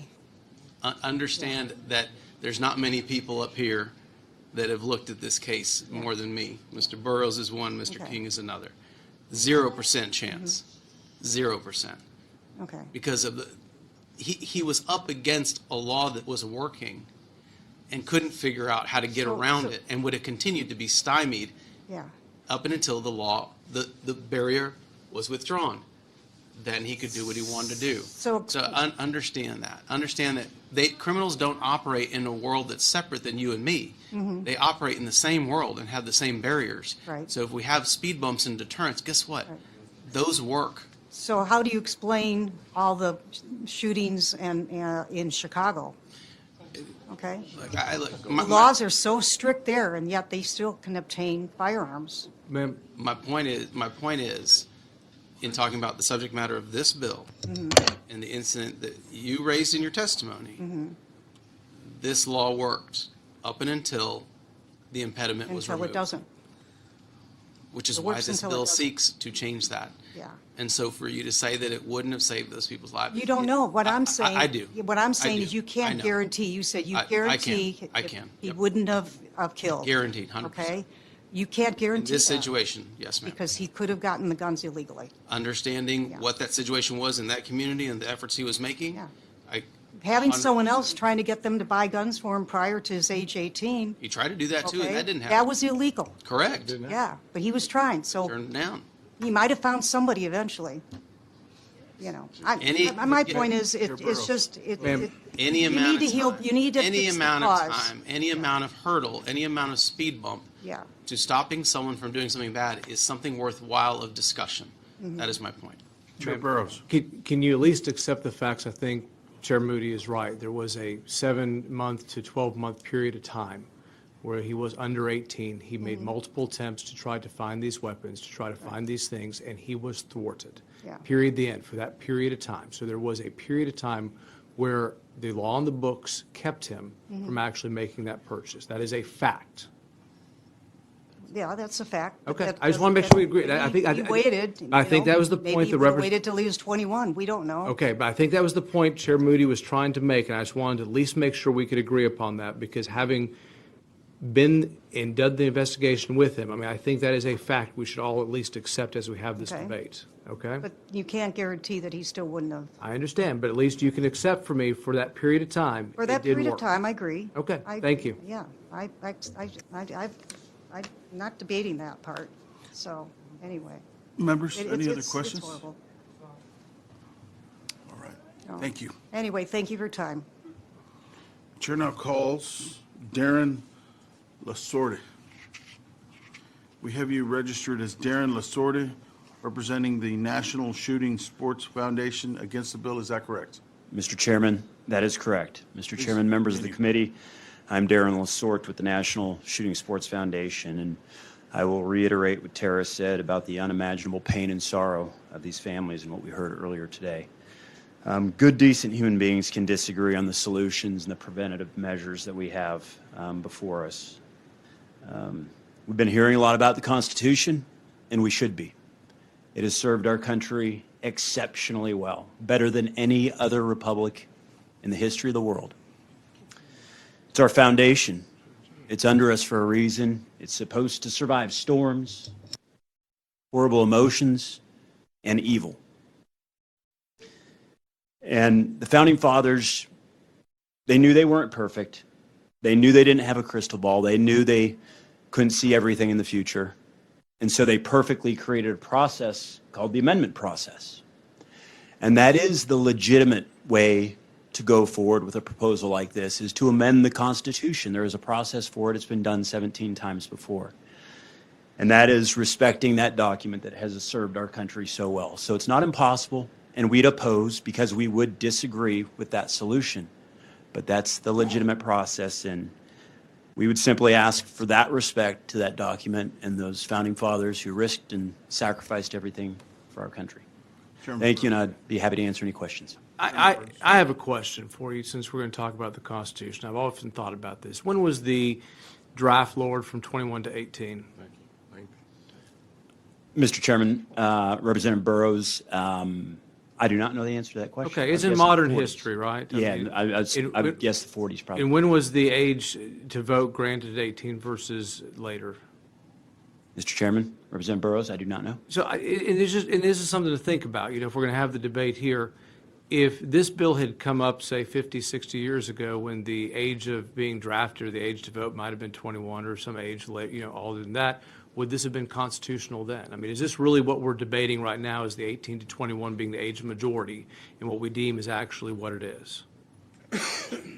Mr. Chairman, Representative Burrows, I know I'm confident that right now, the way the Constitution is being interpreted by the current court, that an adult is considered fully vested in their rights. They have the right to vote, they can enter contracts, they can enter the military for service. And we've decided that 18 is the age of being adult.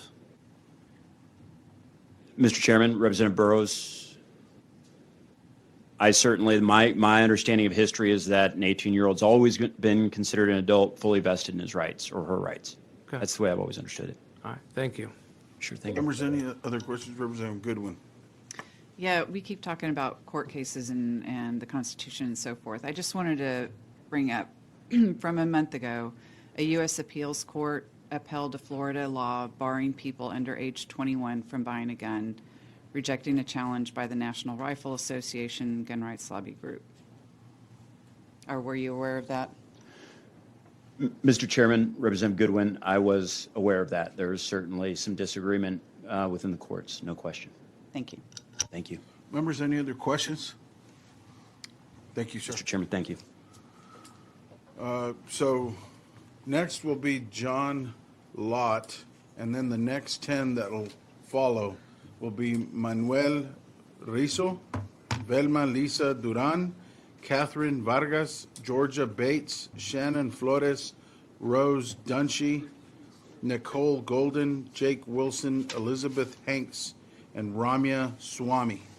So that for those of you in the other room can start to get ready. I'm going to say them again: Manuel Rizzo, Velma Lisa Duran, Catherine Vargas, Georgia Bates, Shannon Flores, Rose Dunshee, Nicole Golden, Jake Wilson, Elizabeth Hanks, and Ramya Swamy. We have you registered as John Lott, representing the Crime Prevention Research Center, testifying against the bill. Is that correct? Yes, sir. Please continue. Yeah, thanks. My name is John Lott. I'm president of the Crime Prevention Research Center. I've been senior advisor for research and statistics at the U.S. Department of Justice and held many other positions. Everybody wants to try to figure out a way to try to stop these attacks, but I want to try to do something that's going to actually work. What you find, and I've read I don't know how many diaries and manifestos from these mass murderers, is that they want to get media attention, and they know the more people they kill, the more media attention that they're going to get. And so time after time after time, they explicitly write statements saying that they're trying to pick places where they know victims can't go and defend themselves. You take the Nashville school shooting that just occurred. One of the things that the Nashville police chief noted after reading the manifesto from that killer was that the killer actually had another target that they were going after. It was only when they found out that there was armed security there that they moved on to another target. You look at the Louisville bank attack. Again, it occurred in a gun-free zone where the killer, obviously being an employee, knew that when he attacked before bank hours, he was going to be able to attack there without having to worry about people being able to go and stop him. You see this, the Buffalo mass murderer last year.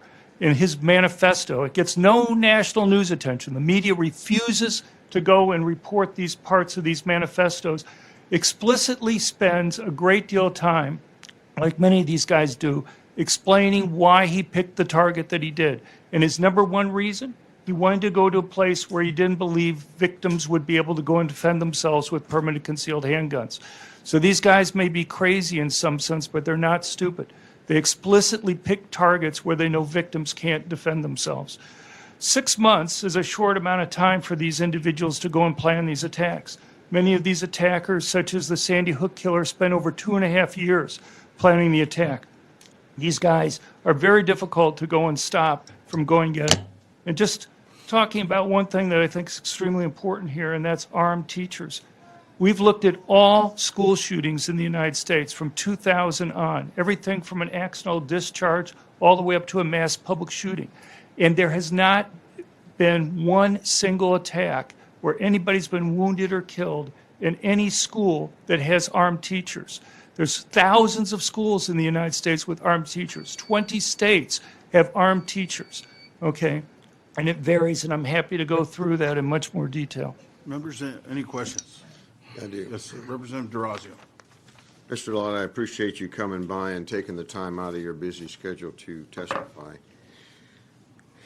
I'm in construction, and whenever we have a situation that we have to solve, we look at what's going to be the best way to solve the problem.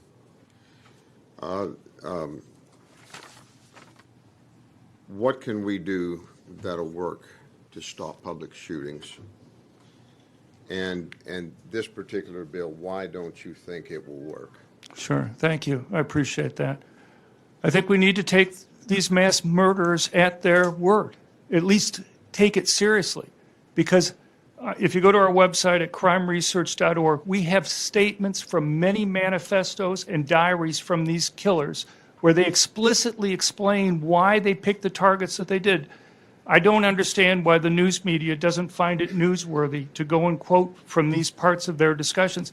Even in the Nashville one, you will not find any discussion in the New York Times, the Washington Post, or anything else, even though you'll find the Nashville police chief reading from the manifesto and explaining to people why this person passed up another target. Their goal is to get media coverage. I'm not arguing you get rid of the First Amendment. What I'm arguing is that you need to take that seriously and think of how you reduce their goal. And the way you do that is by making it so they can't kill as many people and having somebody there quickly with a gun or convincing them that somebody is there with a gun. Rather than having a sign in front of a school that says this school is a gun-free zone, have a sign in front of the school that says warning, select teachers and staff at this school have guns and will use them. And you can't just have a uniformed school resource officer there. Here's the problem. How many of you would have an air marshal in uniform? Why wouldn't you put an air marshal in uniform? Because you know if you put an air marshal in uniform there, he would be the first person that the terrorists on the plane, if there were terrorists, would try to take out. When you have a person in uniform, and he's the only person with a gun, you give huge tactical advantages for the people that are doing the attacks. They can either wait for the person in uniform to leave the area before they attack, or they can move on and pick some other target, or having that person's like a neon sign above them that says, shoot me first. Because once the killers take that person out, they have essentially free reign to go after other people that are there. You look at the types of discussions we've been having here this evening. People have been talking about banning certain types of guns. You know, AR-15s have been talked about a lot. AR-15s are functionally identical to small caliber hunting rifles, firing the same bullets with the same rapidity, doing the same damage. We heard the sponsor here talk about his beliefs about the rates that these types of weapons are used in these attacks. If you look over the last 25 years, 14% of mass public shootings in the United States involve any type of rifle only. Over the last 10 years, 18% do. The vast majority of these things, over half, involve only handguns. And so the notion that you can go and stop people simply by eliminating one type of semi-automatic gun when there are multiple types out there simply doesn't make any sense. But The other thing you have to take into account is that people use these guns defensively. So if you ban guns, let's say rifles in this bill, that go and take magazines, you essentially mean the only type of gun people are going to be able to have is a manually loaded gun, where you have to physically yourself chamber another bullet to be able to go and fire it. That takes time. If you are using a gun defensively and you have to fire multiple shots because you're facing multiple criminals, or you fire and miss, or you fire and wound but don't incapacitate the attacker, you may not have the luxury of time. There's research out there by Thomas Marvel in the Journal of Law and Economics that indicates that when age limits have increased, you actually see higher crime rates against those who are under the age limit there. You see increases in murders committed against those individuals, and you see increased rape rates. So you just can't focus only on one thing here. You have to look at the total lives that are going to be lost or cost here. There's no serious cost-benefit analysis that's occurring here. We see something bad, and we want to go and change it, but we don't realize that there could be other bad things that could result from this. But if you're going to have one thing to do to stop this, you got to get rid of gun-free zones. It's not just the statements from these people. 94% of the mass public shootings in the United States take place in areas where guns are banned. These guys want to get news coverage, and they're going to get it by killing more people. I'll give you one last story just so you have an idea about this. You guys, look at the Sandy Hook killer. According to police, he had put together essentially a doctoral dissertation where he had looked at mass public shootings around the world over 40 years.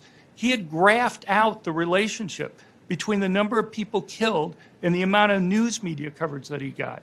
His goal, according to one police report, was to kill more people than the Norway killer who had shot to death 67 people, which is much worse than any mass public shooting in the United States, because he wanted to get more worldwide news attention than that person had got. By having a sign and convincing them that somebody's there to stop them, well, you see them say, if I can only kill more people than such and such did, I can get more media attention. You need somebody there quickly with a gun to stop them. Mr. Johnson. Mr. Lott. Okay, again. Go ahead. Mr. Lott, I have a couple more questions for you. From the committee here and from what some of the people said out there, the age 18, 19, and 20-year-olds keeps coming up. And 18, 19, and 20-year-olds commit homicides at relatively high rates. Right. And isn't that a good reason to ban people at those ages from possible guns? Yeah, no, I understand the argument, but the problem you have to take is what you're stopping is people who are going through background checks now from getting the guns. You're stopping people who are legally buying a gun. And so you can't just look at all 18, 19, 20-year-olds, because it's exactly right. As a group, 18, 19, and 20-year-olds commit homicides at relatively high rates. But what you're stopping is a subset of those who can pass background checks. And those people tend to be very law-abiding. We have data on concealed carry permits and revocation rates for 18, 19, 20, including 21 and 22-year-olds. And we have it for Texas, and we have it for Michigan, and we have it for Nevada. And what you find is that, first of all, permit holders as a whole are extremely law-abiding. They lose their permits for any firearms-related crime at 1/12 the rate that police officers do. But those who are actually under 21 actually are slightly less likely even than the average permit holder to go and lose it. And so that's the comparison. Because you're just not, these other 18, 19-year-olds, 90% of murderers have a violent criminal history and are already illegal for them to own a gun. So they're not the ones you're stopping by going and having this law that you're passing. The law you're passing are stopping the ones who can currently pass a background check, and those are much more law-abiding than these other individuals that are there. Okay, also this evening, several people brought out about that Supreme Court Bruin decision, and it said something about applying for raising the age to own guns to 21. What was that about? Right. Well, I mean, as has been pointed out, there's been a diversity in the courts in terms of the rulings on this. But the 11th Circuit they essentially relied on some work done by Duke Law School, and it turns out that they misinterpreted their readings of some of the laws. So here's what the Bruin decision said. The Bruin decision said, you first look at the Second Amendment. If that's not clear, you go and look at the legislative debate that occurred. If that's not clear, then you look to see what laws were in effect in either 1791 when the Second Amendment was adopted, or in 1868 when the 14th Amendment, which applied the Second Amendment to the states, was ratified. In the 1790s, all the colonies had rules mandating that people had to own guns. You had Connecticut, for example.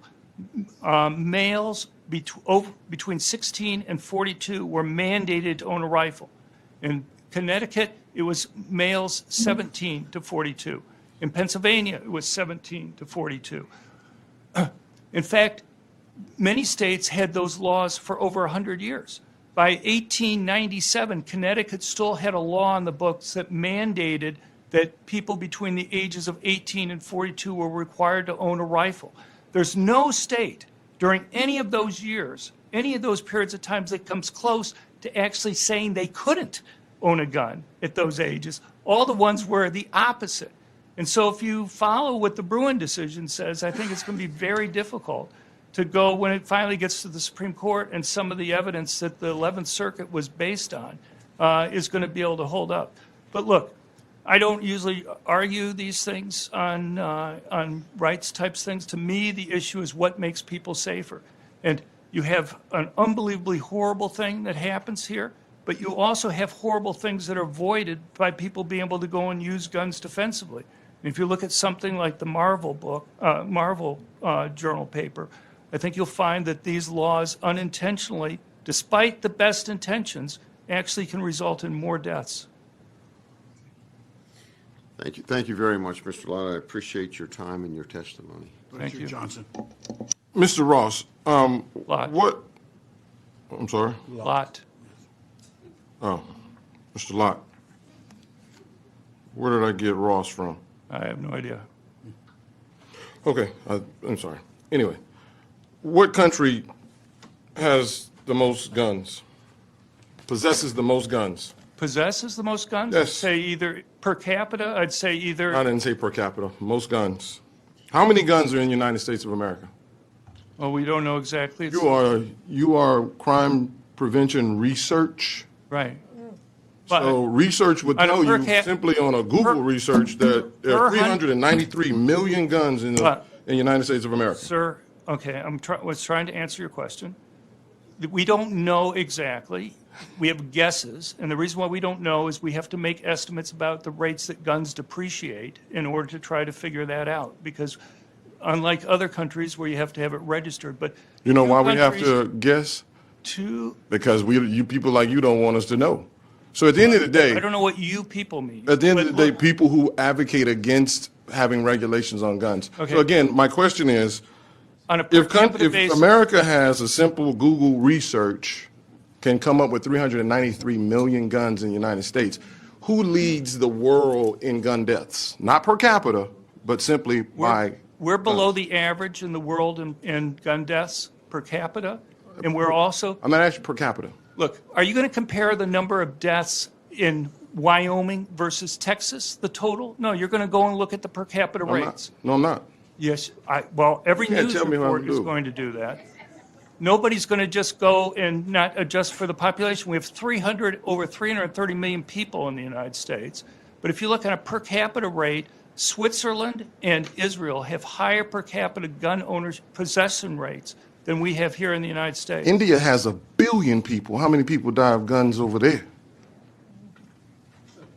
Well, I don't know off the top of my head for one country.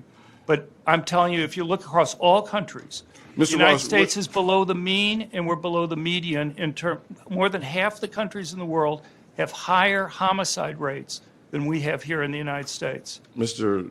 John Lott, you were saying that gun-free zones don't work. You were saying more guns. They're a magnet for attacks. You're saying more guns work to protect.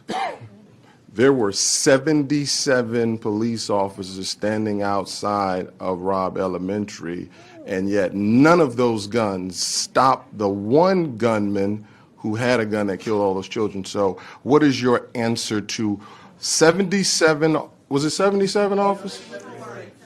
176, 376 officers. Right. So here's the difference. So none of them stopped that one gunman. Right. So here's the difference. It's a lot different for somebody to run into gunfire than it is if I'm a teacher and somebody's coming at me. But the big thing is, there has never been an attack where anybody's been wounded or killed at any school that has an armed teacher. The thing is, you can avoid these attacks from even occurring to begin with by putting up a sign that warns these attackers that somebody will be there in order to stop them. You know, even if it's just something they fear that's there. You see the Nashville shooter. Why did the Nashville shooter not pick their first target? My question was in respect to your testimony, was that more guns protect. I'm simply asking you, why didn't 300 officers stop one gunman based on what you're saying? And I'm just trying to figure it out. And when you're giving these statistics and these facts, I just want to make sure that we're giving statistics and If I'm a facts. teacher there, No. and somebody's running No. into the Sir, building. what I'm asking for is facts, And not opinions. Well, look, I'm asking facts. you're asking for an explanation. I'm No. trying to provide you an explanation. You're saying, at the end of the day, facts. I'm asking. Right. Officers have guns versus one individual with a gun. You're asking for an explanation, They sir. did not go in. I'll give you an explanation. You want the explanation? Here's No, the I don't. explanation. No, I don't. know you don't. I'm fine. But Thank you. No. At the end of the day, my No, question the point was. is, if you have somebody Sir, there, the sir. teacher can't. Representative Bob. The teacher has a gun. Excuse me, sir, I've been recognized. I want your explanation. So Vice Chair Johnson asked you, so go ahead and finish your explanation. A teacher does what? If I'm in the room there and somebody's coming in, I can try to hide behind the desk, but that's not going to save me. The teacher has no option other than to try to defend themselves. Are you going to give them the tool? Are you going to give them the chance that they're going to be able to do it? A police officer, we're all human, okay? What is Police it? officers Mr. Lott, outside, Mr. I Lott. understand, we're paying them to go and do it such as the Nashville police did when they ran in right afterwards, and has happened at other places. Though even in Nashville, it took them 14 minutes to show up on the scene, even though they ran in as soon as they got there. But it's much harder. People are human, and whether it's Parkland or whether it's Uvalde, people have fear of running in there. But if I have no place to run, Sir. if somebody's coming in at me, Sir, again, with all due respect, I have been a teacher of record in a classroom with a gun on the other side of the door with children in the classroom. And you're exactly right. As the teacher, you're going to defend those children before you defend yourself. Just like they say on the airplane, put the mask on your child before you put it on yourself. So the teacher is going, put it on yourself before you put it on your child. But sir, you are going to defend those children. right, they're going to defend themselves too. Their No, their own well, life is. They are frightened. They are frightened. I know, but look, The chair advises our guests that the rules of the House strictly prohibit demonstrations or outbursts from visitors in the audience. I have a comment. Okay, but Yeah. were you done first? I really don't know because you didn't finish your explanation, but your explanation sounds like it has a lot of holes in it. It really does. okay. You can, go ahead, yeah. Representative Goodman. Thank you. I really don't have a question. I have a comment because I think we've given you all the airtime we need to. I have been reading that your claims have been refuted, that you've committed a host of ethical violations. Your research is riddled with numerous flaws and inaccuracies, that you fabricated an entire survey on defensive gun use. So I think that you've had the time that you need for tonight. Thank you. Representative Trucks. All right. Representative Durazio. You need to give him a right to defend himself against a comment like that. Do you have a question? Go ahead. Representative Troxler. I just would encourage all of us to treat each other with respect.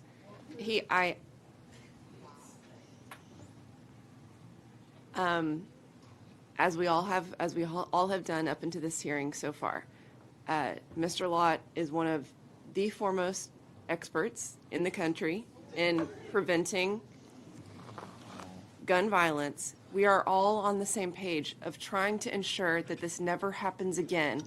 And he is bringing you well-documented evidence, studies, has and been reports. debunked. Excuse me. But I he have the has- floor. I have the floor. He is bringing you evidence, documents, and a lifetime of information and research on how to make sure that another child does not die of gun violence, and he is being treated with absolute disrespect. And if we are going to save kids, we have to be able to have these conversations, and we have to be able to listen to people who are offering information, well-researched information on how to do this. And I encourage the committee to take a moment to listen to what he has to say, because he is offering you a solution to this problem that may or may not work in tangent with the specific bill. But there is not just one answer to this problem. This is a nationwide epidemic that has many different causes and many different solutions. We are focused on this one bill right here today, and we have heard testimony focused specifically on raising the age. But I, for one, as a mother of 3 young children who absolutely, with a family who is from Uvalde and still lives in Uvalde, I want to make sure that not another child is ever murdered. And he is bringing us another solution to make sure that that happens. And I have to insist that he is treated with respect and dignity in this committee. That's your Johnson. Yeah, go ahead. Go ahead, Vicky. You were saying something? Okay, at the end of the day, I think everybody has opinions and thoughts. And with all due respect to whoever people think that is being disrespected, families are here and we're asked to be heard and asked for action, not false narratives, not made up research, but asked to do something to make sure that their children and your children and other families, and they were brave enough not to sit at home and do nothing but to come here to let us know what is taking place and what they think we can do. Because somebody feels guilty or someone feels uncomfortable with a line of questioning that we're offering a witness, that's on you, not on me. I'm going to ask the tough questions of any individual who has the audacity to come here and say that the families that lost their children, I hear you, but that in itself is the most disrespectful thing that anyone could do to any individual. No, I want to make All right. sure it doesn't happen again. Hold on. But I think we need to move on, members. I don't respond to what she was saying before. We gave you enough time, and I think you laid out all your comments and your facts. And I'm happy to go and provide any and so- detailed backup evidence for like the charts that I gave to go and show the rates. Absolutely, and if you can provide any charts or anything you've got to the committee, and we'll make sure that it's disseminated to the entire committee. All right, thank you very much. Mr. Chairman, Yes. he was called a fraud. And some other allegations were laid against him. And he doesn't, and you know, it'd be really nice to let him defend himself against those allegations. Hold on. He got his 2 minutes like everybody else did. And members have questions, and we respect everybody's ability to ask the questions. I think it's now gone to an area and a point to where we've got to put a stop to it. We've got, and by the way, we have 49 remaining folks still waiting to testify on this bill. We've got 5 more bills, I think, 4 or 5 more bills to discuss before the end of the night, and we're going to move on. Thank you, sir. Thank you. Okay, chair now calls, is this right here? Manuel Rizo. And again, audience, we're going Manuel Rizo, Velma Lisa Duran, Catherine Vargas, Georgia Bates, Shannon Flores, Rose Dunshee, Nicole Golden, Jake Wilson, Elizabeth Hanks, and Ramya Swamy. Again, we have Manuel Rizo. We have you down as Manuel Rizo, representing yourself for the bill. And I want to also mention one more time, if there are additional demonstrations or outbursts from the audience, the chair will order the sergeant at arms to remove those individuals from the committee room under the House's constitutional authority to prevent obstruction of its proceedings. Again, I'm going to mention it again. The rules of the House strictly prohibit demonstrations or outbursts from visitors in the audience. Please, was that correct, that you are Manuel Rizo, representing yourself in favor of the bill? That is correct. Please continue, sir. All right. Well, thank you for the opportunity, committee members, and for allowing I to testify on behalf of our family in support of HB 2744 to raise the age. My name is Manuel Rizo. My wife sits here beside me. We are the uncle and aunt, godfather and godmother of Jacqueline Cáceres. Now, it's past midnight. I'll wake up at 4 o'clock in the morning. This is what this looks like after making us wait this long to address you all. It shouldn't have to be this way. We shouldn't have to be here to begin with. So I'm not going to give you the benefit of listening to what Jacqueline Cáceres was like, because some of you have met with us and you already know everything about her. The rest of you, I'm not going to give that to you. So I'm going to go straight in on what I'm asking you to do. There is no reason for me to present you with numerous statistics that others have provided to you all today. You've had those. You always had. The weapon of choice, the age of the weapon of choice, the age of the shooter, the laws that enables every single killer who premeditates a mass shooting. It's all there. What are we doing about it? Well, congratulations.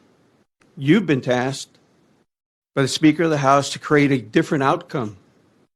This is a setting where leaders like you should place one's self-interest aside and listen to their constituents, lead by example. And what I've heard here tonight, sad thing.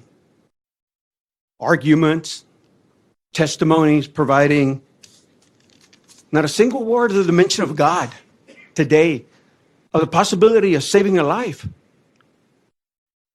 But yet we're testifying in the Community Safety Select Committee. Community safety. Sad. Very sad. You all know what needs to be done to prevent another Uvalde massacre. What we have seen, read, and heard is this place is where lawmakers sadly negotiate with the same outdated, unregulated narrative of the Second Amendment over human life. Some of you place zero priority on addressing the rapid growing public crisis while ignoring a simple fact. The number one cause of death of children is due to easily accessible guns, period. Raising the age can and will make a difference. Yet one of you, who is no longer here,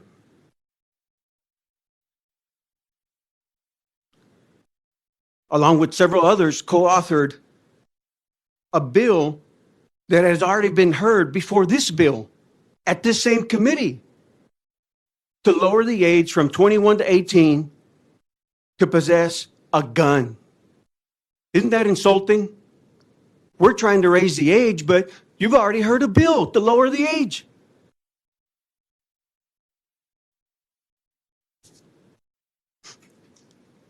Raising the age to purchase the number one weapon of choice of mass shooters merely regulates rather than restricts. The same can be applied to get a real universal background checks. I wrote some things on here for you all to listen to and to look at me when I'm talking to you, right? I would expect that. That is respect. I don't understand you all. You've been placed in this position, and you serve on several boards. There's 13 of you. One has left for the day. And you also serve on the Homeland Security and Public Safety Committee. So what's the irony of this? You're on the Community Safety Select Committee, but there's not a single 18 to 20-year-old here to speak against raising the age. Do you see them here? Who's giving testimony? Or people that are possibly paid by organizations to do what? They're not here to prevent another mass murder. They're here to put money in their pockets. There's not a single person here to speak against raising the age and possibly saving a life. I mentioned earlier, how many times have you heard God here today? I said it twice. Mr. Lott won't answer your question, Mr. Johnson, but I will. Why didn't close to 400 officers go into Robb Elementary? Because they were afraid of the gun. They were afraid of the AR-15.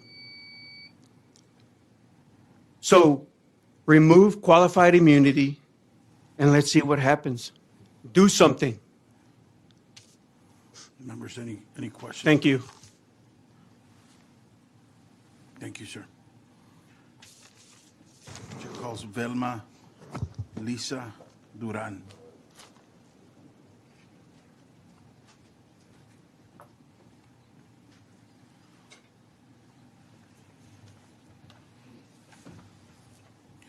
We have you registered as Velma Lisa Duran, representing yourself in favor of the bill. Is that correct? Yes. Please continue.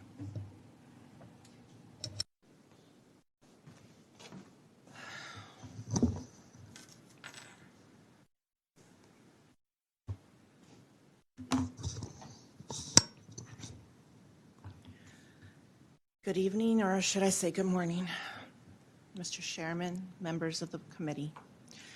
Thank you for allowing me to speak. My name is Velma Lisa Duran. I used to work at Robb Elementary alongside my sister, Irma Linda Garcia, one of the heroic fourth grade teachers who unselfishly and courageously used her body to protect her students from an array of gunfire from an AR-15 purchased legally by an 18-year-old teenager, possessed by pure evil and hate on May 24th, 2022, approximately at 11:33 a.m. at Robb Elementary School.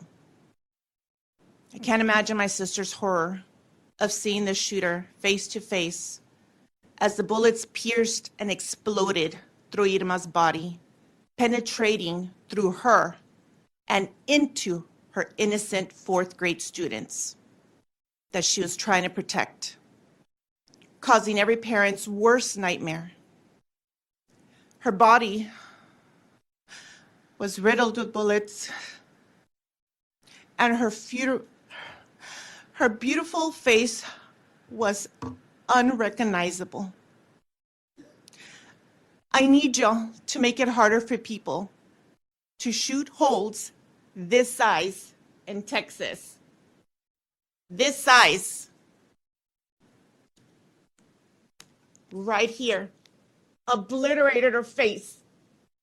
She was unrecognizable. A compassionate reconstruction surgeon heard about her story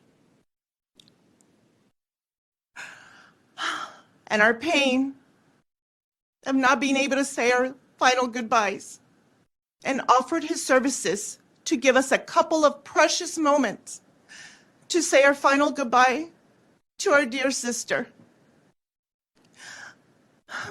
I can vividly see a person in that coffin, but it wasn't Irma. We couldn't touch her due to the delicate prosthetics used to reconstruct her face. It was the most heart-wrenching situation that no one should have to go through. Today, well, a couple of minutes ago, it was my brother-in-law's birthday. Joe would have been 51 today. I'm here in honor of both of them, as he couldn't bear life without his babe, Irma. His heart gave out when we were watching CNN. Steve McGraw explained that it took about 30 minutes to neutralize the shooter. It is at that very moment Joe fell back in complete anguish and suffered a heart attack right in front of me. That vision haunts me as I frantically screamed and yelled in panic, calling 911, and at the same time trying to keep his daughters from seeing their loving, heartbroken father lying on their living room floor, waiting for EMS to arrive. A day before his death, our whole family had earlier seen a press conference with Governor Abbott praising how law enforcement quickly killed the shooter. So the constant lies, lack of justice, and the pain waiting for common sense gun reform in Texas, in the United States of America, is stunning. So as we wait for House bills to be passed, we are forced to coexist in this dark and traumatic state with lawmakers who profit from the blood of innocent school children and teachers. I don't want to take your precious guns. I want common sense gun laws passed to protect all citizens. I implore you to pass House Bill 2744 of raising the age to 21 to be passed.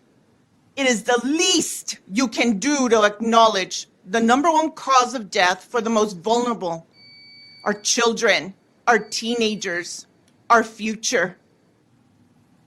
According to the Kaiser Family Foundation, the death rates by guns surpasses motor vehicle deaths and those caused by other injuries. 1 in 5 Americans say they've had a family member killed by a gun. And I am now a statistic. And soon, you will be too, if you lawmakers continue to protect the NRA and the non-existence of common sense gun laws. The most important question to ask yourself every day came from a booklet titled In Touch Daily Readings. I pray that this helps you, as it has helped me become a more loving, caring, and mindful person. It states, are you ready to face death and eternity? Every one of us is a heartbeat away from dying. Let this sobering thought propel you to examine your life and the laws you agreed to pass. Those who have a vote on passing common sense gun laws have an even greater responsibility in the way you vote. It greatly affects the people of your state and our country. Remember that every single person is a child of God. So as you refuse to do anything to protect innocent citizens, know that you have blood in your hands if you continue to normalize this epidemic. Thank you, ma'am. Thousands of citizens have died each year since assault weapons were legalized. And now, are you prepared to be judged by God? Those in power will face a severe judgment. Take time to reflect on that. So I leave you with a quote from John Paul VI. If you want peace, work for justice. So I'm pleading that you please pass House Bill 2744 and don't let our loved ones die in vain.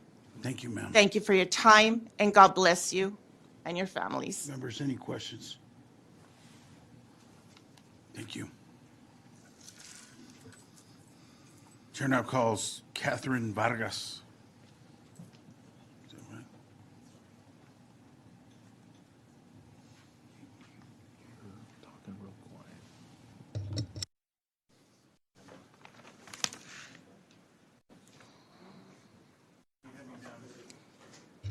We have you down as Catherine Vargas, representing yourself and Moms Demand Action in favor of the bill. Is that correct? Yes. Please continue.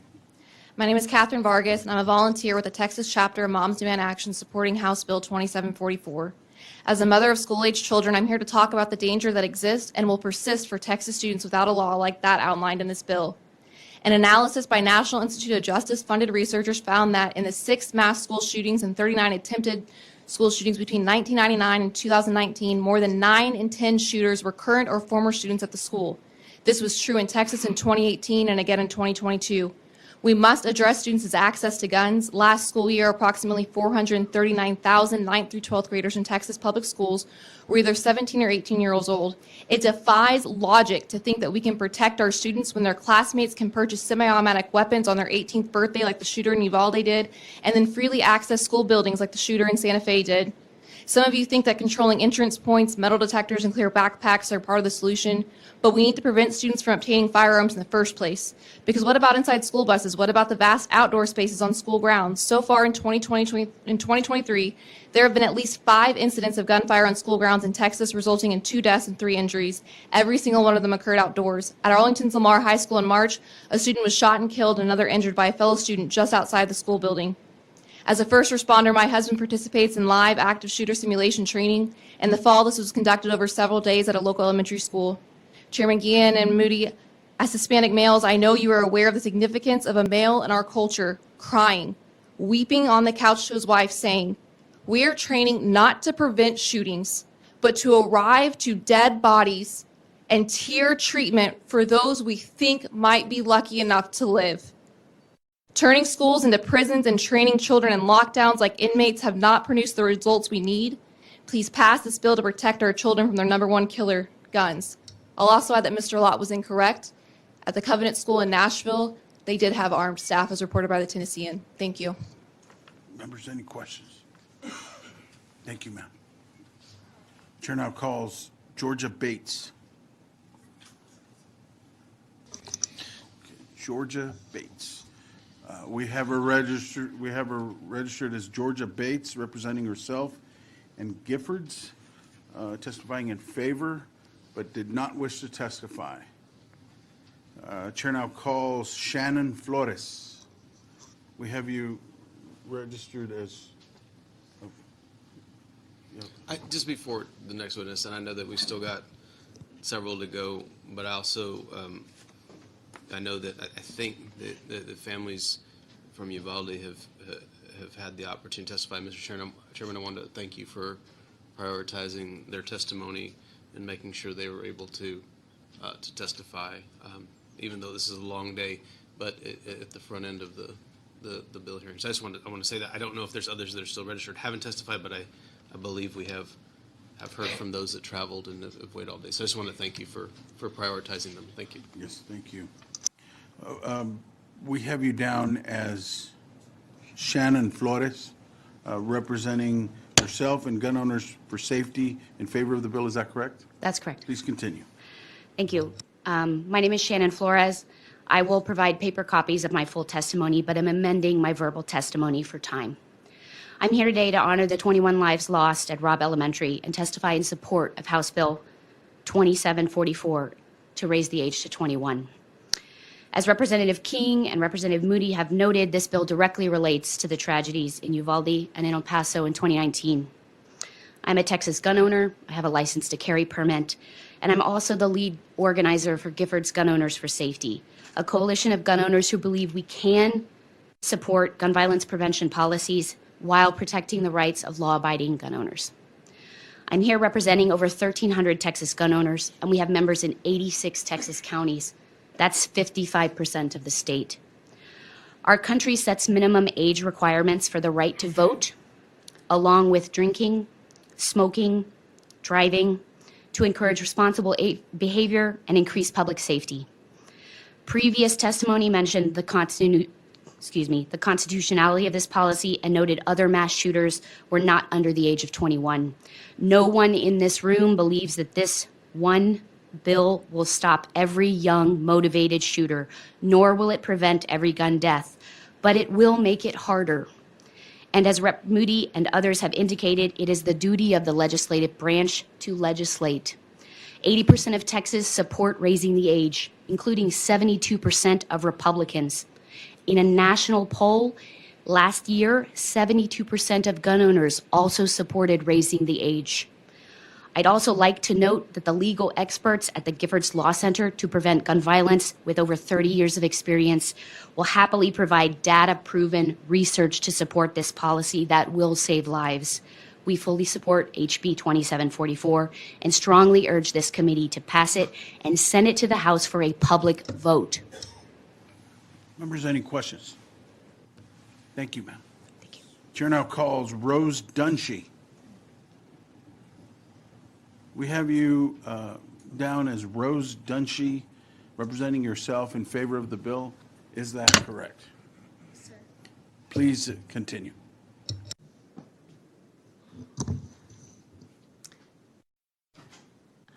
Good evening, Chairman and members of the committee. My name is Rose Dunshee. I'm from Rowlett, Texas, and I'm testifying in support of House Bill 2744, which raises the age minimum to legally purchase certain semi-automatic rifles in Texas. There are numerous examples in Texas in which legally purchased weapons have been used to kill innocent people in our churches, our schools, and often at the hands of young males who aren't even old enough to drink or rent a car. I'm sorry. The shooter in Uvalde waited patiently until after his 18th birthday to purchase the 2 AR-style assault rifles that he used to take the lives of 19 precious children and 2 teachers less than a year ago. I know no one on this committee or in this room has forgotten the names or faces of those we lost that day, and I trust that the families from Uvalde are on the forefront of your minds and hearts as you listen to my fellow Texans testify and consider what's at stake here.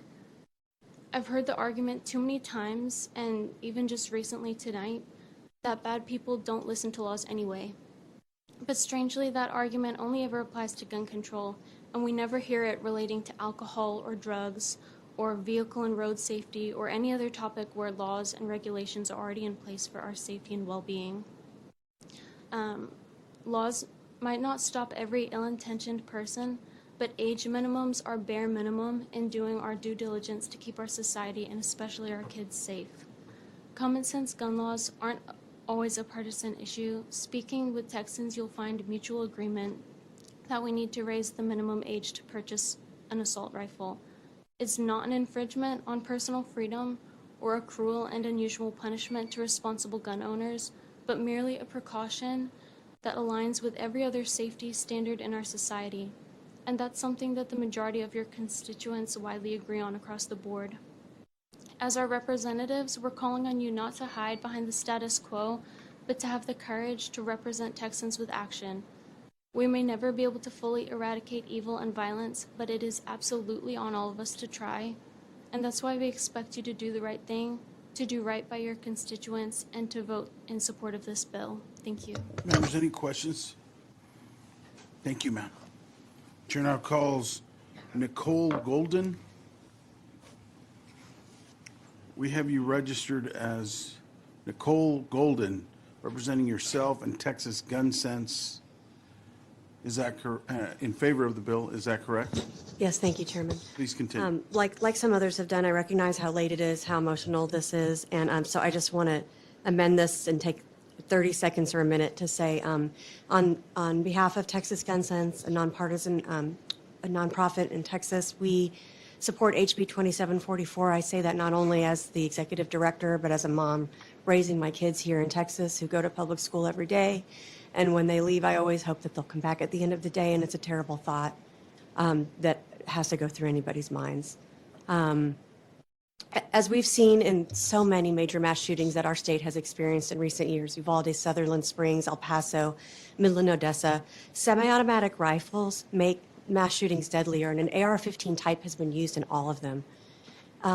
In both in Uvalde, in Buffalo, New York, and Parkland, Florida, a total of 48 people were killed, and the shooter in all of those cases was under 21. So I don't need to list all the reasons why there is proof. There's proof here with the survivors who had us all in tears earlier, and I think you were in tears too. And I really, really plead to you to back up those tears with action. Now is the time to take action. This is a historic moment here in Texas, I think, tonight, and I think we can really, all eyes are on us, and I think we can set an example that we can come together in a bipartisan way to make sure that that we don't do this to our school children again. Members, any questions? Thank you, ma'am. Thank you. Chair now calls Jake Wilson. We have you registered as Jake Wilson, representing yourself in favor of the bill. That's correct. Is that correct? All right. Please proceed. Hello, my name is Jake Wilson. I'm from Fort Worth, and I'm speaking in my personal capacity. No one is paying me to be here. I took off work so I could speak in support of House Bill 2744. I'm a Republican who voted for Governor Abbott and Lieutenant Governor Patrick in October of last year. But because of the Uvalde tragedy, I also support House Bill 2744 to raise the age for owning certain semi-automatic rifles to 21 years old, which is the same age limit we have in Texas for drinking alcohol in most cases. It's also the age limit that this legislature set for constitutional carry last session. All this bill asks is that you set the same limit that this for the semi-automatics in this bill to be the same as the age limit you put for constitutional carry. I know of Republicans among my friends and family who support raising the age as well. In fact, a recent poll conducted by UT Tyler in February indicates that 73% of Republican voters support raising the age for buying a semi-automatic rifle to 21 years old. I commend this legislature for acting to protect the young life of the unborn in 2021. I'm with you on that. You did not let uncertainty about how a court might rule deter you from acting to protect young lives then. I hope that in the same way you will act now to protect young lives by keeping AR-15s out of teenagers' hands. I generally support the rights of responsible adults to bear weapons necessary for self-defense. I concur in the judgments rendered in the landmark Supreme Court cases D.C. versus Heller and New York State Rifle versus Bruin. But I also believe that there are several things we are not doing currently, such as passing House Bill 2744, that can be done to reduce gun violence and that fit within the way the Supreme Court interpreted the Second Amendment in the Heller and Bruin decisions. Justice Alito, in his concurring opinion in Bruin, wrote, "Our decision, as noted, does not expand the categories of people who may lawfully possess a gun, and federal law generally forbids the possession of a handgun by a person who is under the age of 18 and bars the sale of a handgun to anyone under the age of 21. This is straight from Justice Alito's concurring opinion in the Bruin decision, and this gives me confidence that House Bill 2744 would be upheld by the Supreme Court if it ever got there." Thank you, sir. Members, Thank you. any Please pass questions? House Bill 2744. Thank you very much. All right, thank you, sir. Chair now calls Elizabeth Hanks. We have you down as Elizabeth Hanks, representing yourself and Moms Demand Action for Gun Sense in America in favor of the bill. Is that correct? That's correct. Please continue. Good morning again. My name is Liz Hanks, and I just wanted to reiterate what the previous witness just said. I'm also a volunteer with the Texas chapter of Moms Demand Action, and pretty much everyone you see in this room that's wearing a red mom's shirt or button is also a volunteer. We're not getting paid to be here at 1 o'clock in the morning. I'm an attorney. I'm a born and raised Texan. I joined this gun violence prevention movement so my 2 girls could grow up in a safe world, although I often feel that I have failed them. I've been in this movement for 6 years, long enough to see this body shift from embracing responsible gun ownership to passing the laws that allowed people to carry guns on college campuses, to openly carry guns in public places, and most recently to carry handguns in public without a permit, despite advocates on the other side of this issue arguing vociferously tonight that license holders are extremely safe. Make it make sense. And in that time, I have seen the death toll from gun violence in Texas continue to increase. The data we have from the CDC shows that the rate of gun deaths has increased 46% in Texas from 2012 to 2021. 46%. Research tells us that states with stronger gun laws see less gun violence. It's just that simple. Texas is no different. The actions our state legislature have taken over the past decade to weaken our gun laws have helped make us less safe. Despite our best efforts in Texas' largest cities to elect leaders who understand this data and want to protect us from gun violence, they're mostly powerless to stop it.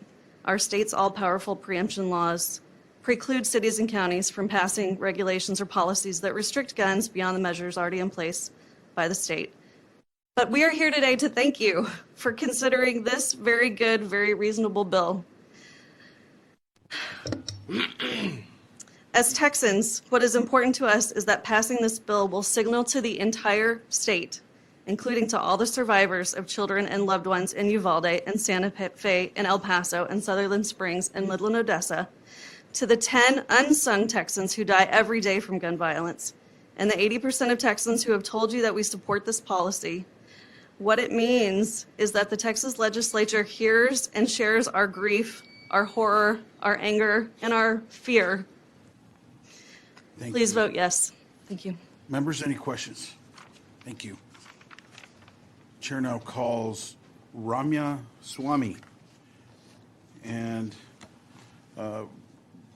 after Ramya Swamy, we're going to have Jamaica Brown, Lori Haas, Go Curtis. No, Marissa Curtis. Oh, Marissa Curtis Go, Diane Grott Hughes, Joe Platt, Lola Estes. Again, Chair calls Ramya Swamy. Ramya Swamy. We have Ramya Swamy representing the Brady Campaign to Prevent Gun Violence in favor of the bill, but did not testify. Chair now calls Jamaica Brown. We have you registered as Jamaica Brown, representing Everytown for Gun Safety in favor of the bill. Is that correct? Yes, sir. Please continue. My name is Jamaica Brown, and I'm testifying on behalf of myself and the Texas chapter of Moms Demand Action in Everytown for Gun Safety in support of HB 2744. As a gun violence survivor, I stand in solidarity with the families of Uvalde shooting who want this bill passed. Even though their loved ones died in mass shootings and mine died in a senseless act of daily gun violence with a handgun, we are bonded by the same pain and frustration at how Texas gun laws have failed us. This is my dad, the life of every gathering, and what people usually used to call my twin. And I honor him today with this testimony because it's going to take all of us to help prevent gun violence of all kinds in this state. Texas represents 9% of the U.S. population, yet almost half of Americans' 10 deadliest mass shootings over the last decade have been committed here. While setting the motives have varied, there are two consistent factors. Most of the shooters were young men in their teens and 20s, and most used assault-style weapons. The killing machines are the choice of so many mass murderers because they are so incredibly effective at killing. And I won't go into, I had some stuff prepared to go into some more details, but I think we've heard enough gruesome things. And Just to clear it up, we have you down as Jamaica Brown representing every town for gun safety, but you also mentioned that you represent Moms Demand Action. Do you want us to correct the record and make, Also, that'd be great. Thank you.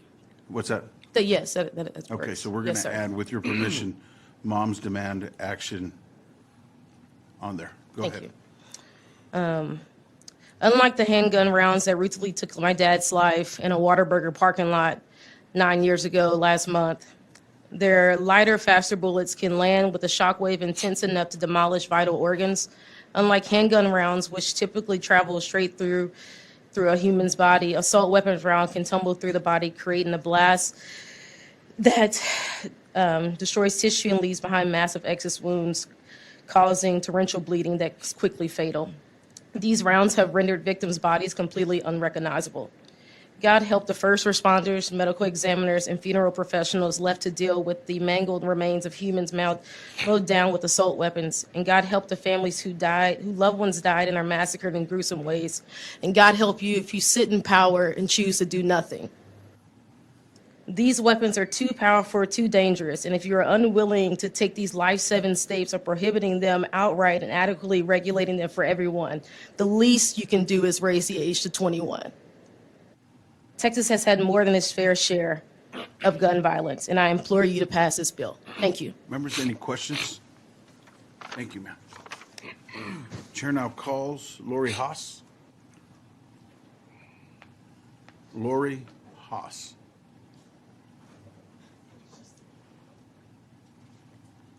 We have Lori Haas down as representing herself in favor of the bill, but we're switching it to did not testify.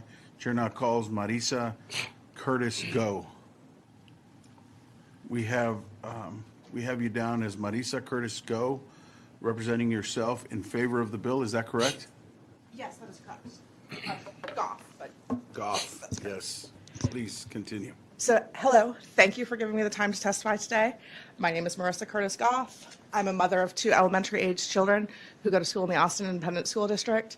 And I also have my master's in public health in epidemiology and data science. So I'm going to take off my mom hat today and put on my public health hat, because that's how I look at gun violence, as a public health issue. The American Public Health Association has stated that gun violence is a public health crisis. Firearms are one of the leading causes of injury-related death in the United States, with more than 40,000 people killed by guns each year. In Texas alone, there were 4,164 gun deaths in 2020, a staggering number that underscores the urgent need for action. And we did hear some misleading testimony about how the mean of deaths is less in the United States. The United States is an outlier compared to other developed countries. Let me pull up what I've researched today. According to the Institute for Health Metrics and Evaluation, comparing the 10 high-income countries with populations of 10 million or more, the United States ranks first for gun violence deaths per 100,000, which is how epidemiologists measured fatality rates. Our gun violence deaths are 13 times greater than they are in France, 22 times greater than the European Union as a whole, and 23 times the rate of firearm homicides seen in Australia. HB2744 proposes raising the age to purchase certain semi-automatic rifles from 18 to 21 years of age. This is a sensible and necessary measure that will reduce the likelihood of these dangerous weapons ending up in the hands of inexperienced or immature individuals. Research has shown that 18 to 21-year-olds are responsible for a higher rate of firearms homicide compared to those 21 and older. I believe that our state has a responsibility to protect its citizens from preventable harm. By supporting HB 2744, we can take a meaningful step towards reducing gun violence in our state and making our community safer for all Texans. Thank you. Thank you. Members, any questions? Thank you, ma'am. Chair now calls Diane Grothues, or Grothues. We have you down as Diane Grothues, representing yourself in favor of the bill. Is that correct? Yes, that's Please correct. continue. Okay. Good morning. My name is Diane Grothues, and I am representing myself in support of HB 2744. I am from Houston and a constituent of Rep. Jarvis Johnson. I'm 23 years old and have voted in every election cycle since turning 18. I was born 1 month after the mass shooting at Columbine High School. Mass shootings have increased most years in my lifetime.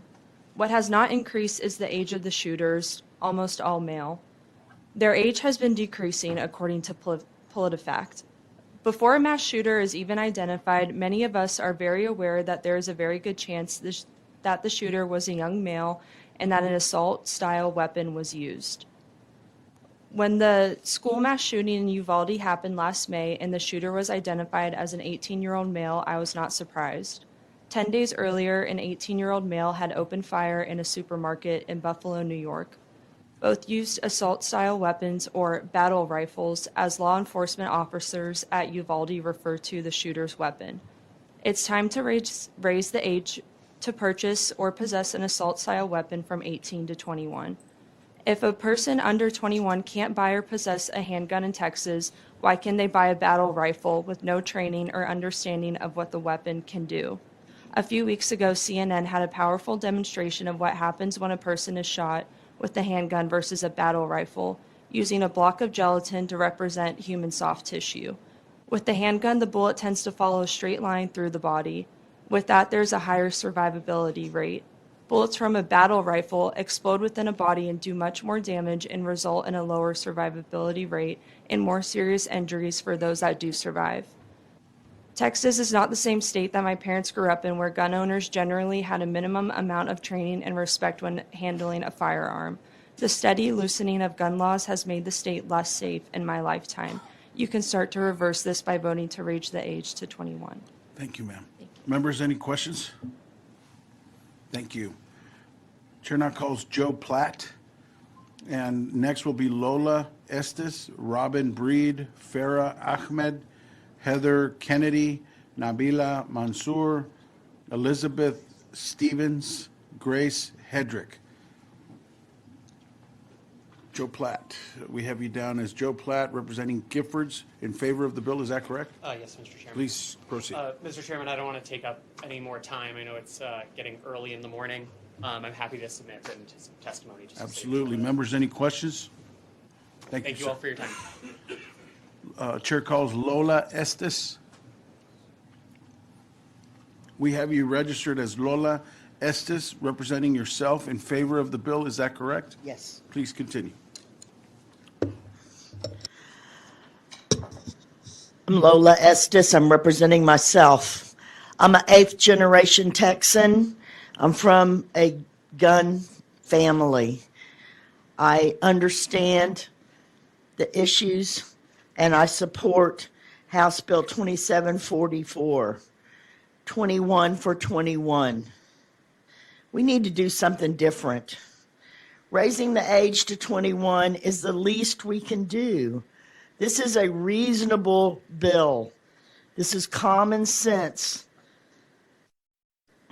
Science tells us that people under age 21 do not have a fully developed brain yet. And they may use an assault weapon in a fit of anger. 75% of Americans support passing the minimum age bill to raise to 21 to buy a gun. We are not even saying all guns. We're just saying these weapons of war that are being used by children to slaughter children.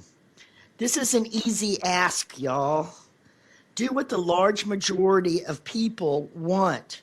Do the right thing and raise the age. I had more to say, but I'm just going to stop and say thank you for staying so late.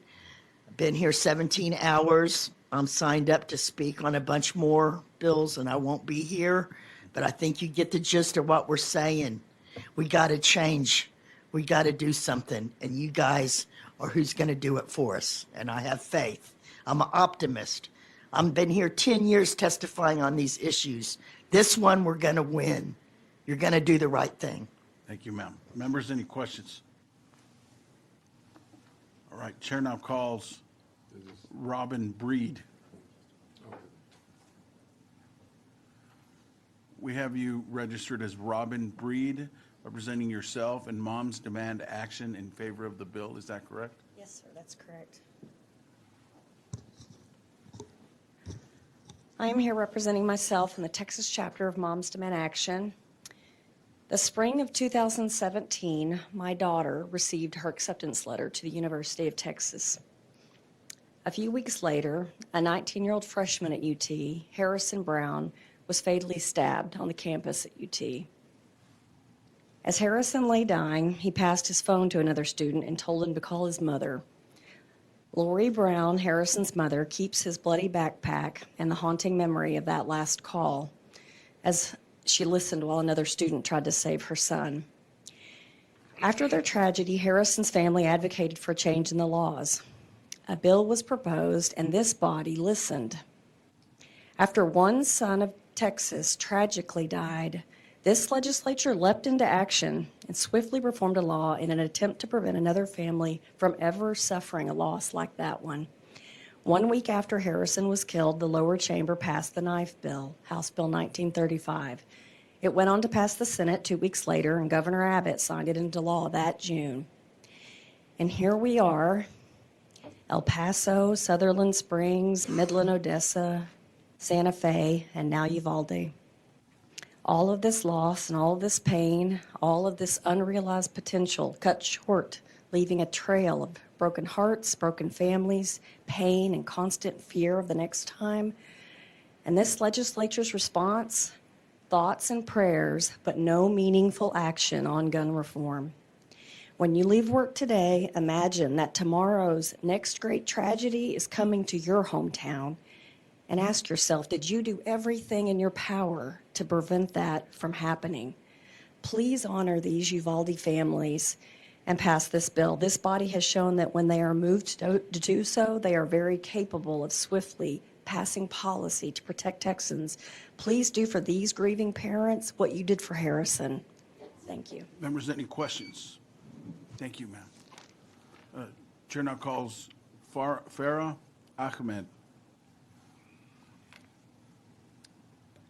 Farah Ahmed, we have her down as Farah Ahmed, representing herself in favor of the bill, but did not testify.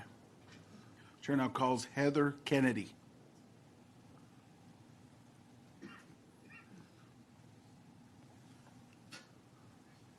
Okay, we have you down as Heather Kennedy, representing yourself in favor of the bill. Is that correct? Yes. Okay, please continue.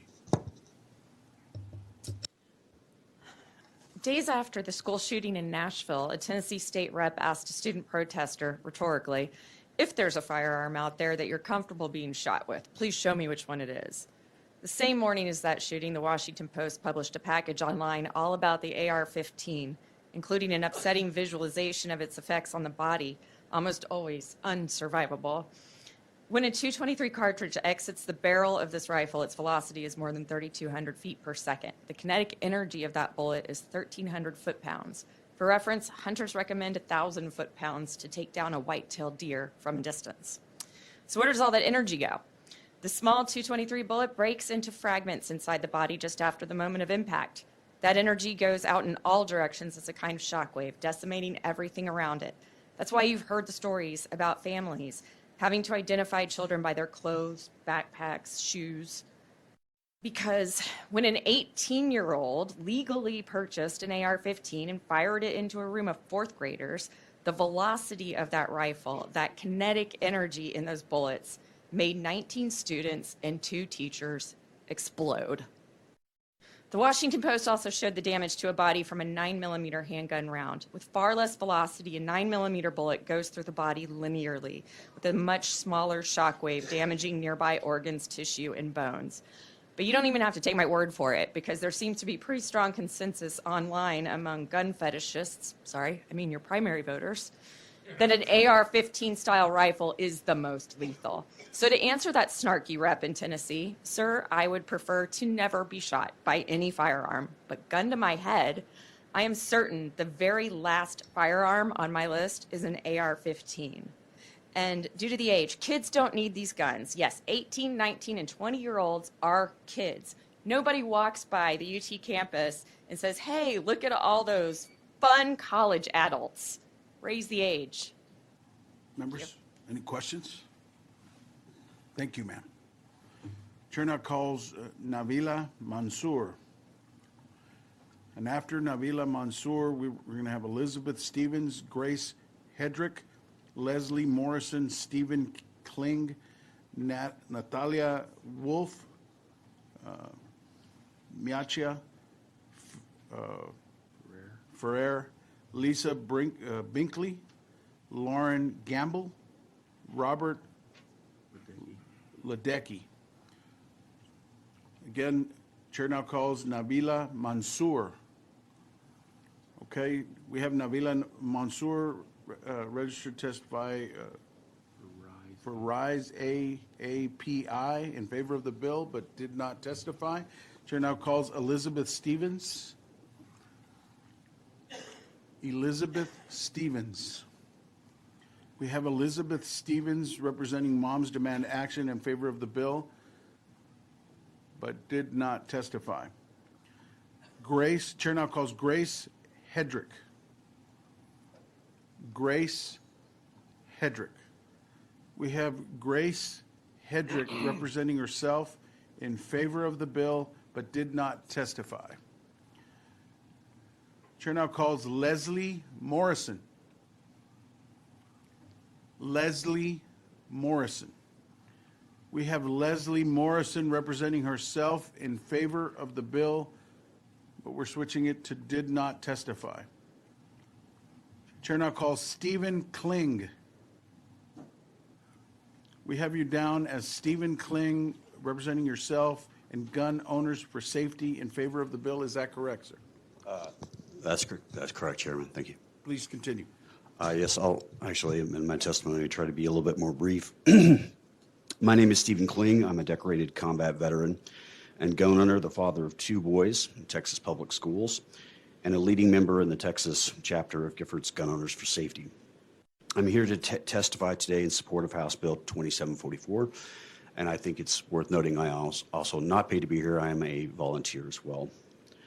As a non-commissioned officer in the United States Army Special Operations Command and then commander of a small arms training company in the Reserve, I trained and qualified on every major small arms weapon in the U.S. Army weapons arsenal.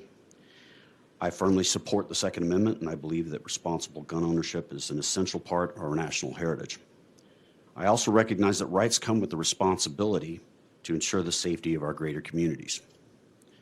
If this bill had been law at the time, as many have said, it would have almost certainly prevented the Uvalde Robb Elementary and the El Paso Walmart shootings.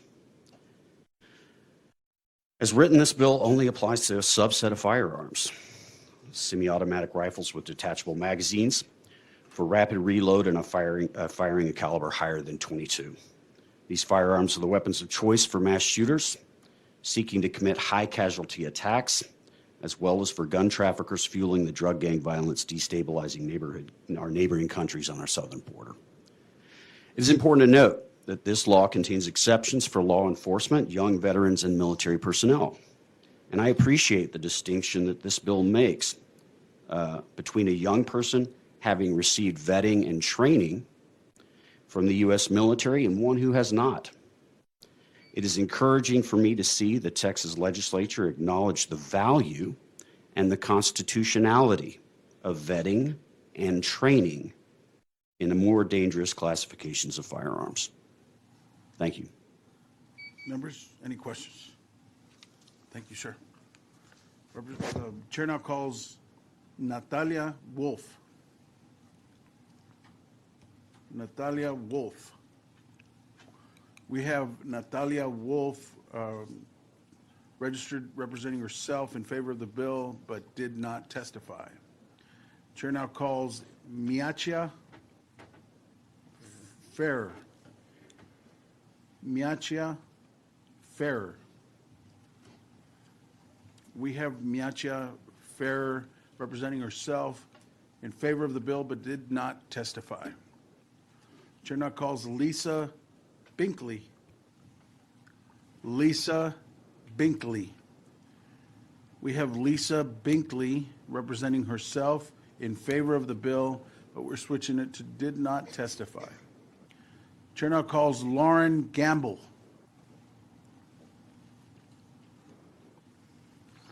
We have you registered as Lauren Gamble, representing yourself and the Texas Pediatric Society in favor of the bill.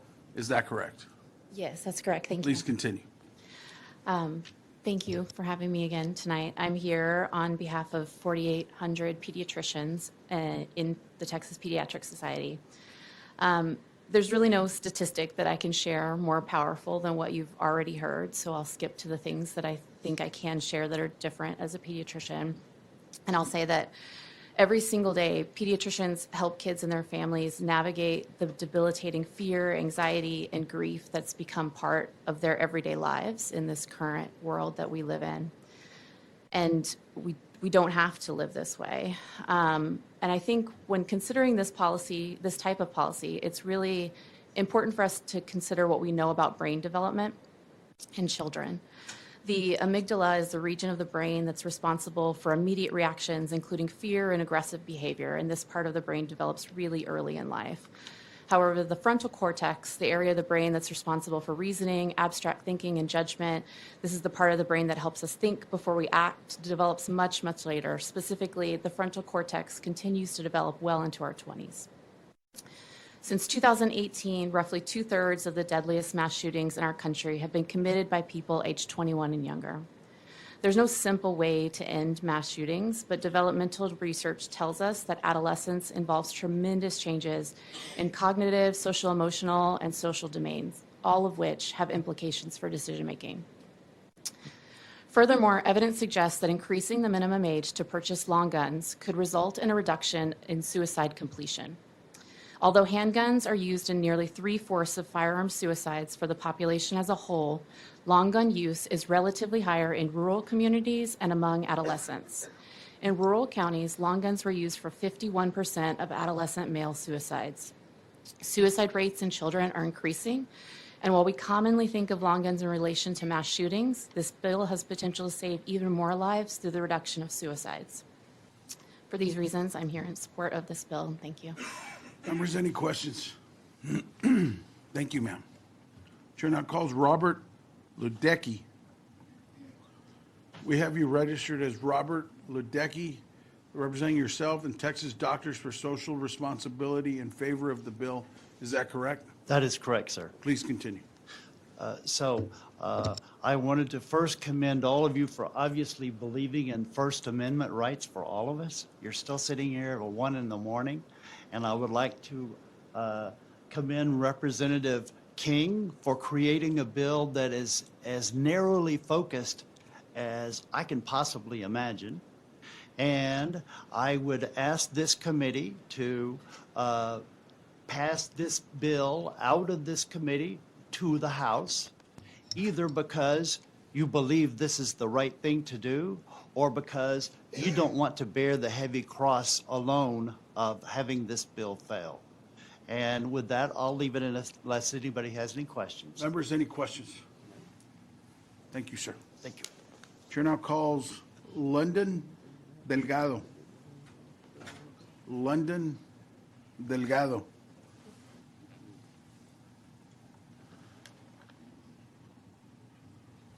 Okay. We have you registered as London Delgado, representing yourself in favor of the bill. Is that correct? Yes, that's correct. Okay, please continue.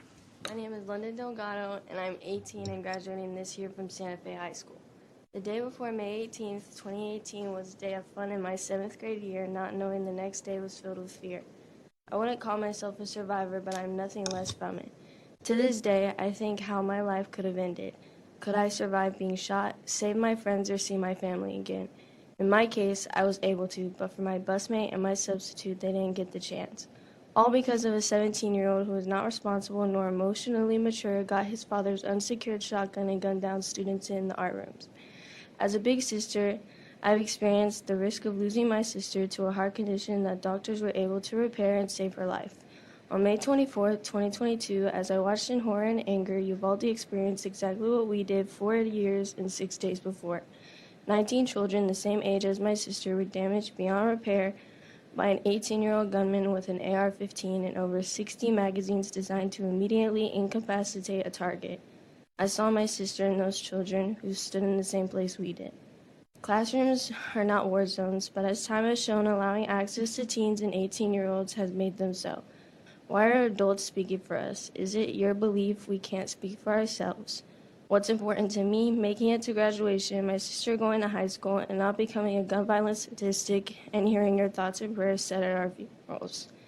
Why strive for a normal childhood and have to do these jobs of adults, nor exits and how to save our friends? I look forward to voting for those of you who make lives of children a priority and not collateral for your campaign by you voting to raise the age and protect the children of Texans, including your own. Thank you. Thank you. Members, any questions? Yes, Chairman Moody. Just a quick comment, London. Thank you very much. I appreciate you hanging out with us and taking time to make your voice part of this conversation. We'll let you know one of the first things that I noticed when I went to Uvalde and went to Robb Elementary was there was a large memorial that was set up there by the families from Santa Fe. And I know that the families in Uvalde have felt an enormous amount of love and support, things that they didn't want to have in common, but they're finding ways to make each other stronger, and that's important in this conversation. So thank you for being a part of that and also for being here today. Thank you. I imagine you're Cristina Delgado. Chair now calls Cristina Delgado. We have you down. Is Cristina Delgado representing yourself in community justice in favor of the bill? Is that correct? Yes, that's correct. Okay, please continue. So my name is Cristina Delgado, and I'm the Southwest Regional Advocacy Associate for Community Justice Action Fund, a national organization working to reduce gun violence in communities of color by empowering those closest to the pain. First and foremost, I am a spouse, a mother of two girls, one 12, one 18, and an 18-year-old bonus son who is currently joining the military. We're a gun-owning family that experienced the first Texas school shooting on May 18th, as London here has explained. We were assured laws would be made and no other family would join our community in grief and trauma in losing their loved ones. Again, as London has explained, 4 years and 6 days later, the only changes that were made were laws that created easier access to firearms in Texas and the nation, paving the way to allow a 17-year-old to stockpile magazines, purchase 2 ARs just after his 18th birthday on a payment plan to carry out his calculated plan to gun down as many children as possible in a short amount of time. Teenagers are not concerned with turning 18 to purchase an AR, and even in a gun-owning family like ours, they are just trying to be kids. But we have seen a clear pattern of cruel intent by individuals just turning 18 that have found the tool to carry out their acts of violence as quickly and effectively as possible. Even in our family, there's supervision at the range and handling of arms because good parents and gun owners understand the great responsibility that comes with handling firearms. We believe that training and education is essential, that requires years of practice, not an 18th birthday. We have to acknowledge the fact that we need to prioritize preventative measures that are brutally necessary to prevent tragedies like Uvalde and like ours. This bill does not prevent us from having the ability to accompany our children to the range, but it does prevent those individuals, such as the shooter in Uvalde and so many others, from carrying out their devastation on communities. I urge this committee, as parents yourselves, to acknowledge and understand the need to prevent these tragedies, to raise the age. I urge you to vote for House Bill 2744. Members, any questions? Thank you all. Thank you. Chair now calls Megan McDonald. We have you down as Megan McDonald, representing yourself in favor of the bill. Is that correct? Yes, sir. That is Please correct. continue. Thank you. Good morning again, everyone. Thank you to the Community Safety Committee and to Representative King, who represents my hometown of Uvalde. And thank you, Representative King, for bringing this bill forward. My name is Megan McDonald. I was born and raised in Uvalde and now live here in Austin with my husband and 2-year-old son. There's nothing more or different than I can say that you have not already heard here this evening. This issue is close to my heart, and while I do not know all of the families personally, I am here to show my support instead of offering my thoughts and prayers. I attended fourth grade at Robb Elementary and grew up half a mile from Robb. The majority of my family was born and raised in Uvalde and lives there today. My mom and dad live in the same house that I grew up in, again, less than a half a mile from Rob. I watched in horror on May 24th, 2022 from Chicago, Illinois, because I was on a work trip. I watched my hometown become another name on the list of cities that have been impacted by a mass shooting. I am here today because I too support HB 2744 to raise the minimum age to purchase or possess an assault-style weapon and other semi-automatic rifles from 18 to 21. I believe in sensible gun reform, and I am part of the 80% of Texans who support this common sense legislation. I am a gun owner. I was raised around guns. I grew up on a ranch and would go with my father and my grandfather to practice shooting constantly whenever I was a child. I want my 2-year-old son to understand how to responsibly use a gun.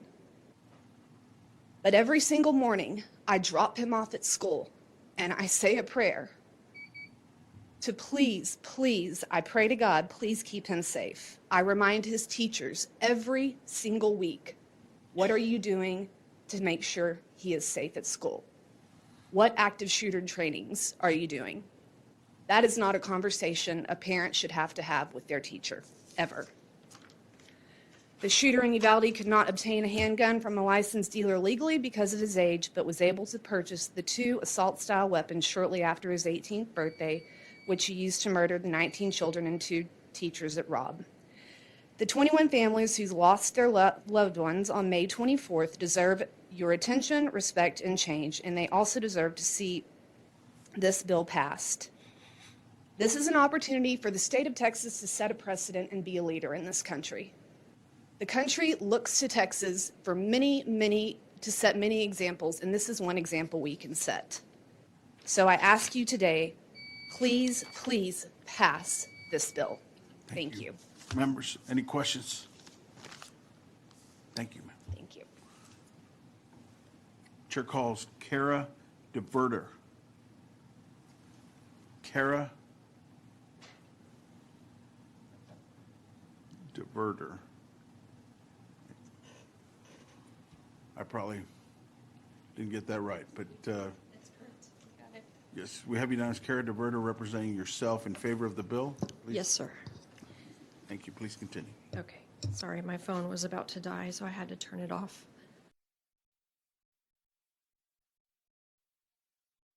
There's still a little bit left. Thank you for the opportunity to speak. My name is Kara DeVerter, and I'm representing myself this morning in support of House Bill 2744.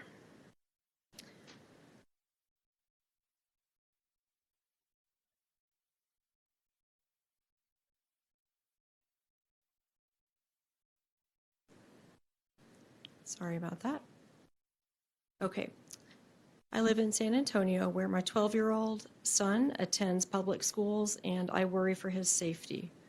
I feel a responsibility to speak out for the victims and survivors in Uvalde. I narrowly missed the trauma at Robb Elementary that day because of a meeting. I witnessed the chaotic emergency response on Highway 90. I cannot believe or accept what happened to the innocent victims that day. The trauma continues long after the event.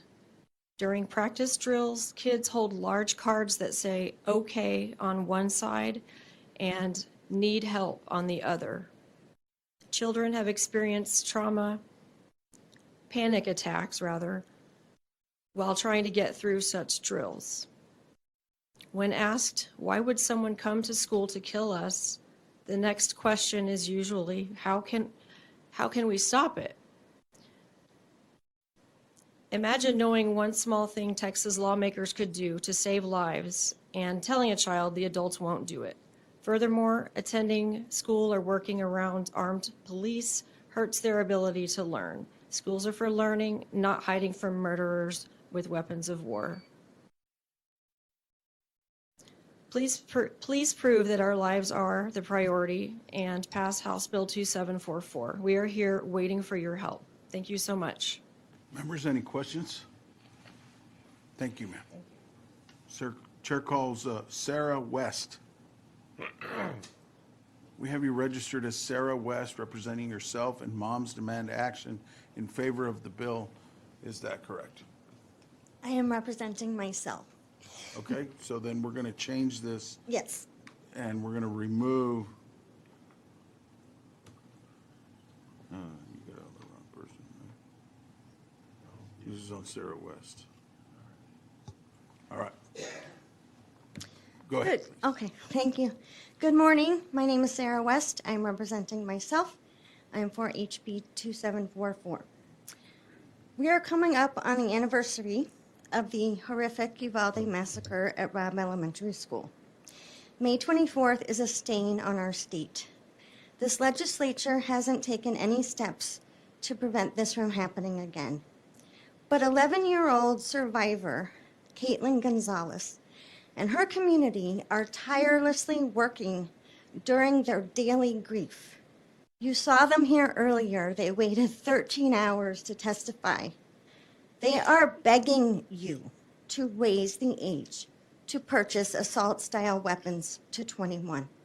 That's it.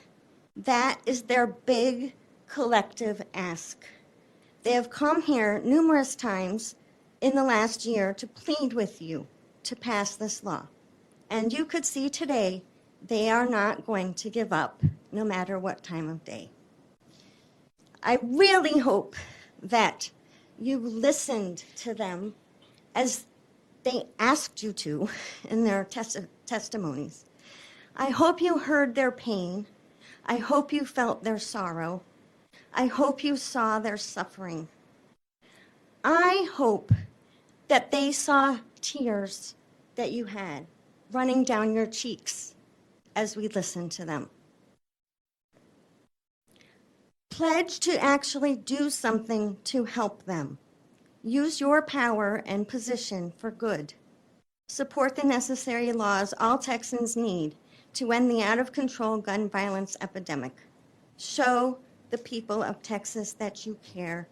Listen to your hearts. What are they telling you after this hearing? Do what is right, and don't make the Uvalde community come back again for 13 hours.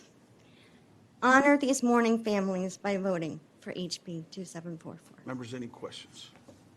Thank you, ma'am. Chair now calls Kathleen Frost Fink. We have you down as Kathleen Frost Fink, representing yourself in favor of the bill. Yes. Is that correct? For myself and the Texas chapter is the Moms Demand. Okay, we're going to correct it and represent the Texas chapter of Moms Demand Action Yes.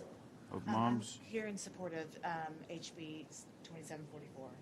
Yes. As we know, raises the age for Texas to purchase new semi-automatic rifles. Can you? Oh, I'm sorry. Whoops. Forgive me. It's early in the morning. No, it's. I support House Bill 2744 and the families of Uvalde.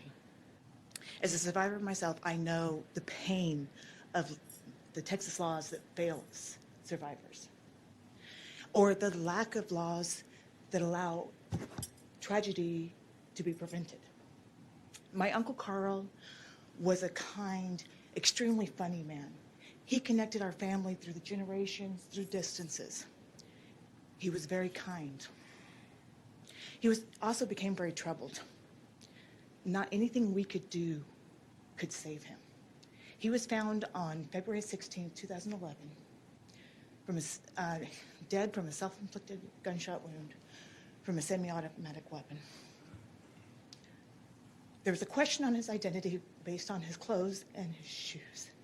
The identity was confirmed by DNA. I know that pain in some way that the Uvalde families have had. Please don't allow them to keep living year after year without having something done. Thank you. Members, any questions? Thank you, ma'am. Chair now calls Reagan Brendel. Reagan Brendel. We have Reagan Brendel representing themselves, testifying for the bill, but did not testify. Chair now calls David Anderson.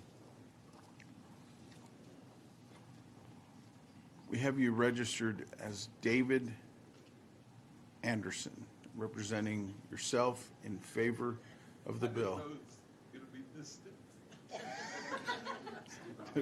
Be careful. Yeah, I don't. Just kind of embarrassed. I almost feel the same way right now. Yeah. Well, you know. We have you down as David Anderson, representing yourself in favor of the bill. Is that correct? That is true. Okay, please continue. Thank you so much. And I am David Anderson. I own 6 firearms. I bought the first one the day of my 21st birthday because I could, and my mother forbade me. So it had to be done. That's about all the logic a 21-year-old needs. I'm here supporting 2744. I'd like to first respond to some things that I heard from non-supporters about it being a slippery slope and leads to. You know, we're on a slippery slope. We keep sliding into mass shootings. Okay, so I don't really worry too much about the slippery slope on the other side of that coin. And I also am used to hearing people talking about you can't infringe. But we elected this austere group of legislators to infringe, to know how far to go, so that we have as much freedom as we possibly can. I'm a proud resident of Klein Independent School District, and they're going to be watching you. They're going to be proud of you. I was so happy that you brought a young guest today. He is going to be so proud of you as you lead this state into a safer state. You are a school teacher. You understand what this was about. You have friends that sympathize, that live this fear. I'm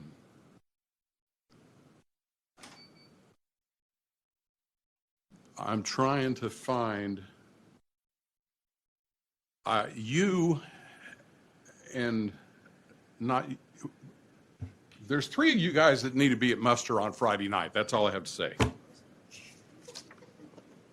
Members, any questions? Thank you. Chair calls Michelle Herskowitz. We have you registered as Michelle Herskowitz, representing yourself in favor of the bill. Is that correct? That is correct. Please continue. Okay. Good morning. Yes, my name is Michelle Herskowitz, and I'm testifying on behalf of myself in support of HB 2744. You know, when my kids were in high school and college, thankfully they made it through that phase, I held my breath a little bit every time they walked out the door, and it didn't really exhale until they returned safely. And why is that? Because people that age can be really dumb and do terrible things. And you've already heard that brains don't fully develop until the mid-20s, so I'm really going to skip that section of what I was going to say. But I think I read a quote that I think really says it well. Last month, the U.S. Appeals Court upheld the Florida law that was passed in 2018 after the Parkland shooting, which raised the age requirement to 21 to buy a gun. And in a suit by the NRA on that law, the government attorneys defended the law, arguing that 18 to 20-year-olds are uniquely likely to engage in impulsive, emotional, and risky behaviors that offer immediate or short-term rewards.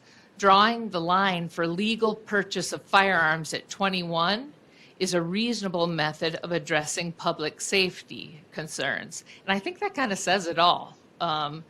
18 to 18 to 20-year-olds have really no business obtaining the specific weapons outlined in this bill. Earlier, someone said, 18-year-olds can legally marry and vote and own property, et cetera.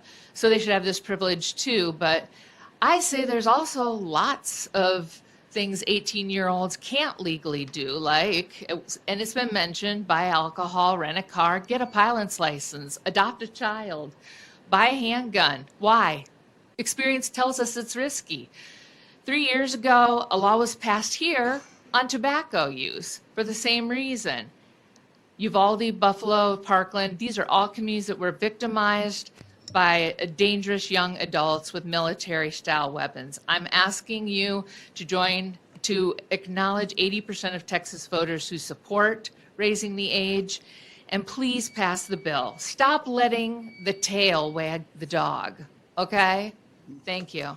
Thank you. Members, any questions? Thank you. Chair now calls Stephanie Kapenik. Stephanie Kapenik.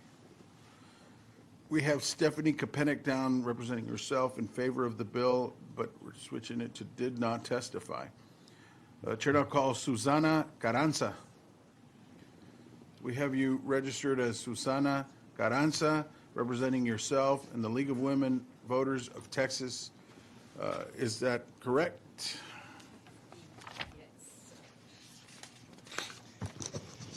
Yes, I'm Dr. Susana Carranza, testifying as a member and on behalf of the League of Women Voters of Texas in favor of House Bill 2744. Thank you for having this hearing. The League supports this bill as we believe it's an important step towards reducing the incidence of mass shooting. There is no single action or legislation that will eliminate all shootings. But we believe each piece of legislation, like this one, that helps to decrease the incidence of shootings should be embraced as part of the solution. In July of 2023, in response to Uvalde, the League of Women Voters co-hosted a webinar with LULAC Texas and the Texas NAACP, consisting of a panel of experts discussing measures to address mass shooting. One of the actions that was supported by the panelists was to increase the minimum age to obtain semi-automatic rifles that accept high-capacity magazines. 6 of the 9 deadliest mass shootings in the United States between 2018 and 2022, including Uvalde, were perpetrated by people who were 21 years old or younger. The Uvalde shooting was perpetrated by an 18-year-old that bought his rifle legally. The easy access to such powerful weapons dramatically shortens the path between thought and action. And as we know, in Uvalde, this path led to the loss of 19 children and 2 adults. In the U.S., the legal drinking age was raised to 21 to save lives. After the limit was raised, the U.S. saw a decline in motor vehicle crashes. Young adults under 21 are still learning how to control their impulses. Why? Why would we continue to allow them to have easy access to weapons that can cause so much devastation so quickly? We urge you to support this bill and raise the minimum age. Thank you for your time and consideration. Members, any questions? Thank you, ma'am. Chair now calls Becca De Feliz. We have you registered as Becca De Felice, representing yourself in favor of the bill. Is that correct? That's correct. Please continue. I actually love that you made my last name a little fancier than it really is. Chairman, members, I appreciate that y'all are still here and giving us the opportunity to speak with you. My name is Becca D. Felice. I'm testifying in support of 2744. I have a 13-year-old daughter that I am lucky enough to get to drive home to this evening, and tomorrow I will send her off to school with her diorama of a coral reef. It all sounds so cute and innocent, but we also have to keep in mind that she has lived her entire life in a world where kids start rehearsing for the day that a peer or former classmate walks into the classroom and shoots them before they know how to read. That's the reality. So I talked to her about this, preventing school shootings, and she kind of gave me this really matter-of-fact accounting of what her viewpoint is. She told me that if someone came to shoot up the school, it would probably be a teenager or another kid that goes to school with me. They would have done the exact same drills I've done in the same rooms. They'll know how to kill the people they want to kill. And even if we do everything right, the shooter would see the covers on the windows and they wouldn't be like, oh, that room is empty. They'd know that it was a bunch of kids hiding with their arms over their heads and they'd just come in and kill us. She told me, if someone came to shoot up the school, I hope I'm in the science building. Because the science building has a lot of windows, and even on the second floor, we could push the desks against the door and break the windows and jump down onto the roof. It's not like some of the other rooms where you just have to wait to be shot. I hope I have a chance to escape. She told me that even though kids aren't supposed to have their phones on in class, everyone just keeps them on silent. So if someone came in with a gun, they could text their moms. When I told her that the chance of a school shooting happening at her school is so small, she said it's not zero, there is still a chance. So it's better to have a plan that might actually work and a way to tell you goodbye. This is what my kid thinks about in school every day. And a lot of us are not in the generation where we were raised like this, but this is the normal for them. This is just like brushing their teeth or putting on their pajamas or the things that we used to do. So I am asking you to please pass this bill for the sake of these kids that are going to school every day, believing that their safety is dependent on them doing everything right, being quiet enough, stacking the chairs and the desks just right against the doors. Please, just reduce their risk with this one kind of gun. Thank you. Members, any questions? Thank you. Chair now calls Angelica Conley. Angelica Conley. We have Angelica Conley registered to representing herself in favor of the bill. We're switching her to did not testify. Chair now calls Philip Pham. Philip Pham. We have Philip Pham registered representing March for Our Lives in favor of the bill, but did not testify. Chair now calls Susan Marcus. We have you registered as Susan Marcus representing yourself in favor of the bill. Is that correct? Yes, that's correct. Please continue. Before I do, I just want to mention the young man whose name you just called, because I checked him in at 7:30 this morning when he arrived to testify, and he was here most of the day. Just to say that many people who are here are not going to be able to testify. And because it's so late, I have jettisoned much of what I had planned to say. I planned to start by telling you about the fear that I feel as a grandmother and a mother, but you've heard about that, and I know that you all share that same fear no matter what your opinion about this bill. I do want to return to a discussion we had earlier, because after Uvalde, I have heard Governor Abbott declare several times that he can't raise the age, we can't raise the age, because it's not constitutional. And we've had some discussion about that this evening, and I think it's important to emphasize that there is no court that has declared that raising the age to 21 or setting the age to 21 for assault-style rifles is unconstitutional. There is debate about that, but none of the Supreme Court cases have held that, not Bruin or earlier ones. And the cases that were referred to, as Representative Goodwin mentioned, one in Florida, as did someone recently, where it was found constitutional.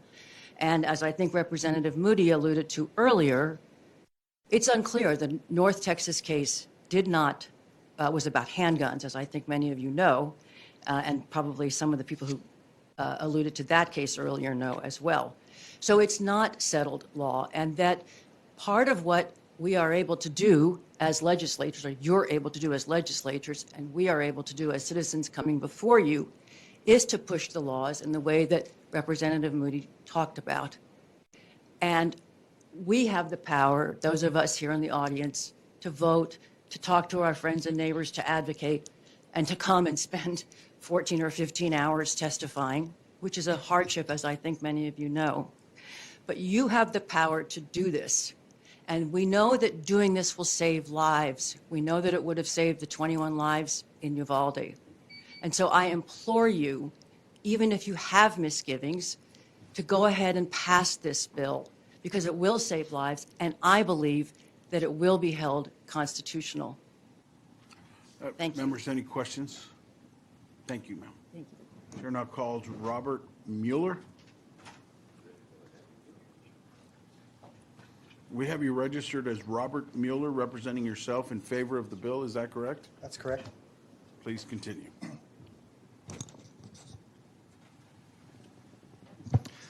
My name's Reverend Robert Mueller. I'm a Presbyterian pastor in San Antonio, Texas, and a volunteer with Texas Impact, and I'm speaking in favor of House Bill 2744.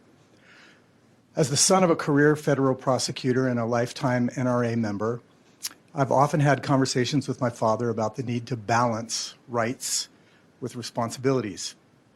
I am not interested in stripping people of their rights. I am interested in gun owners like myself balancing our rights with our responsibilities. They must go hand in hand. Every constitutionally protected right comes with the obligation to exercise that right responsibly. Freedom of speech does not grant me the right to irresponsibly shout fire in the theater, nor may I incite others to violence with my speech. Freedom of movement does not permit me to irresponsibly use that freedom to transport contraband. Freedom of association does not permit me to irresponsibly use that right to conspire to commit a crime. My right to own and utilize a firearm also bears corollary responsibility to respect the deadly capacity of that weapon, to respect the life, liberty, and safety of my fellow community members, especially our children. Keeping the deadliest firearms out of the hands of untrained and unsupervised young adults is a reasonable and responsible action which will save children's lives, and every responsible gun owner should support it. Courage requires putting faith on top of fear. Fears of being primaried, fears of having your A rating with the NRA reduced, fears of losing your seat of power, fear of losing contributions to your campaign funds. Show some courage today and honor the lives of the children and the teachers of Robb Elementary. Vote in favor of HB 2744. Thank you. Members, any questions? Thank you, sir. Chair now calls Francesca Leahy.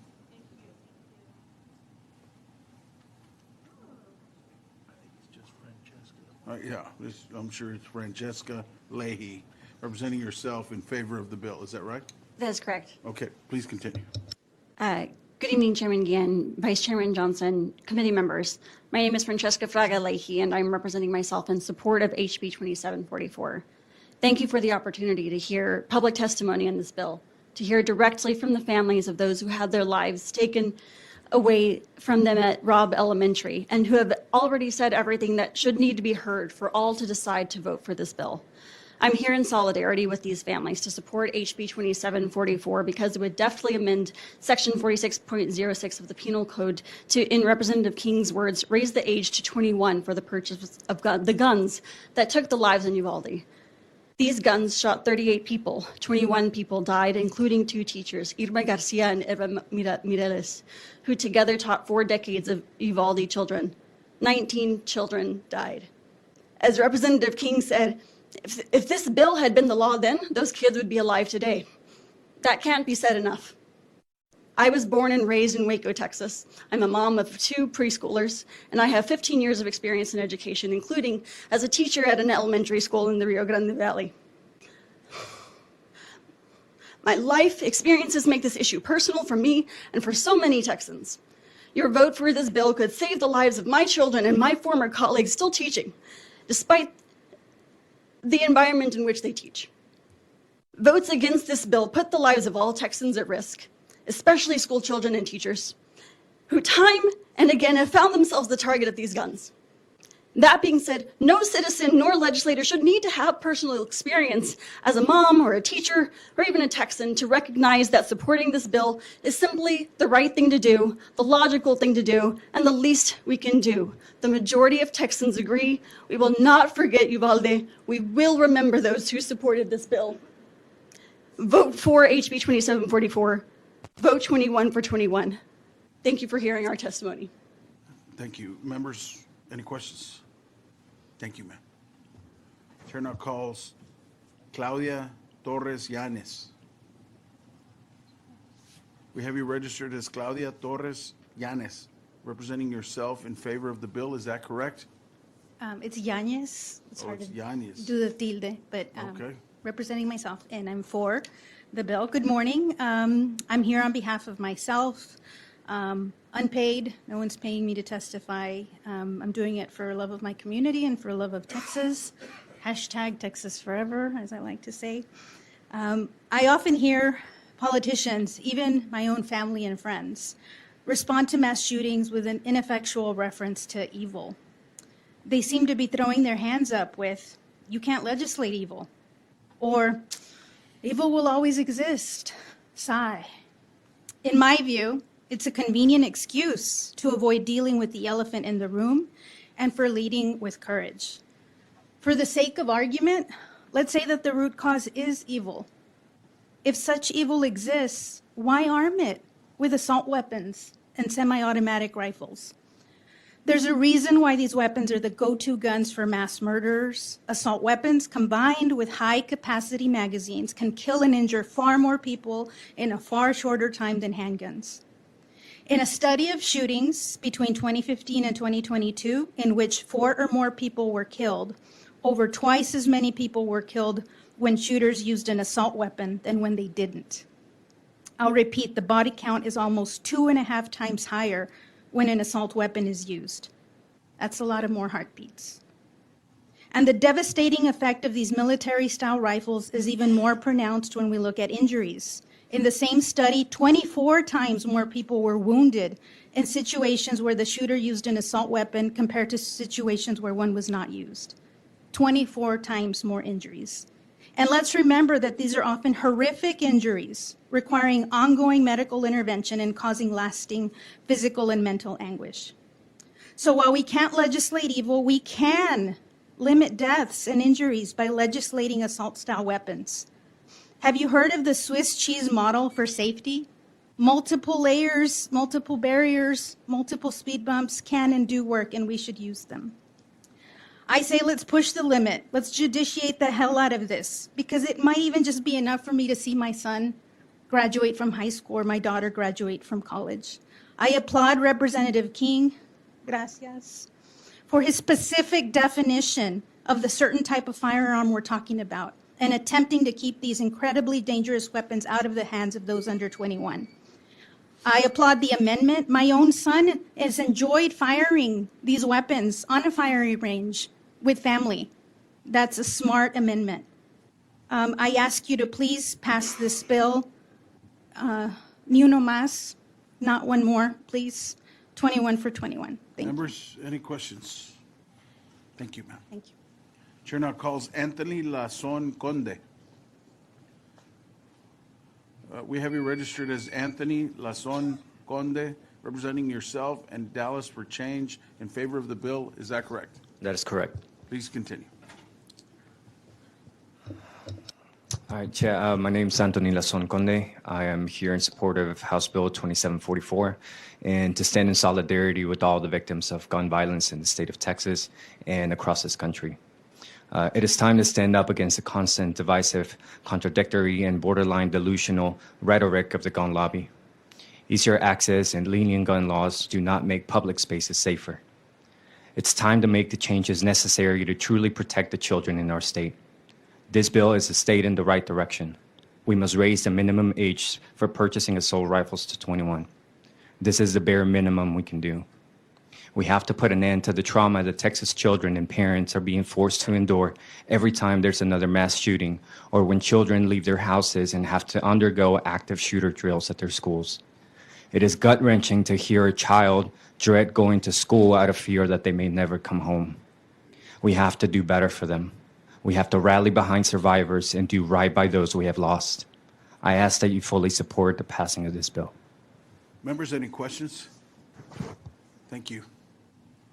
Chair now calls Jason Hester. We have you registered as Jason Hester, representing Texas Department of Public Safety, testifying on the bill as a resource witness. Thank you for hanging on with us. He's our resource witness. Members, any questions? Was this correct? Yes, sir. Here for the duration. All right. Thank you, sir. Yes, sir. Is there anyone else who wishes to testify who registered by the deadline on, for, or against House Bill 2744? Okay, we got somebody here. Okay, y'all come on up. Yeah, okay, good. Come on up. What was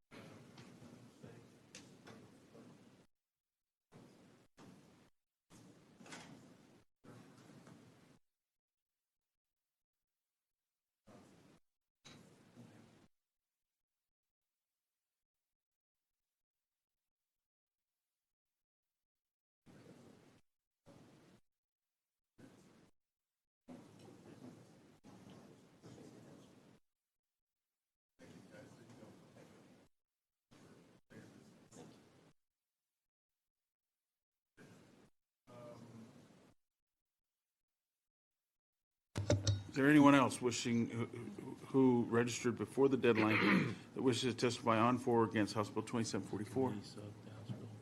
The committee sub to House Bill 2744. If not, Chair recognizes Chairman King to close.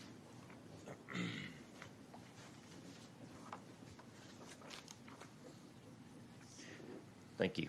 Mr. Chairman, members, I appreciate all of you staying here. It's impressive, and I appreciate all the witnesses that stayed. They are dedicated to their causes on both sides. So just to close, I want to say that, as I told you when I began, this one's personal for us.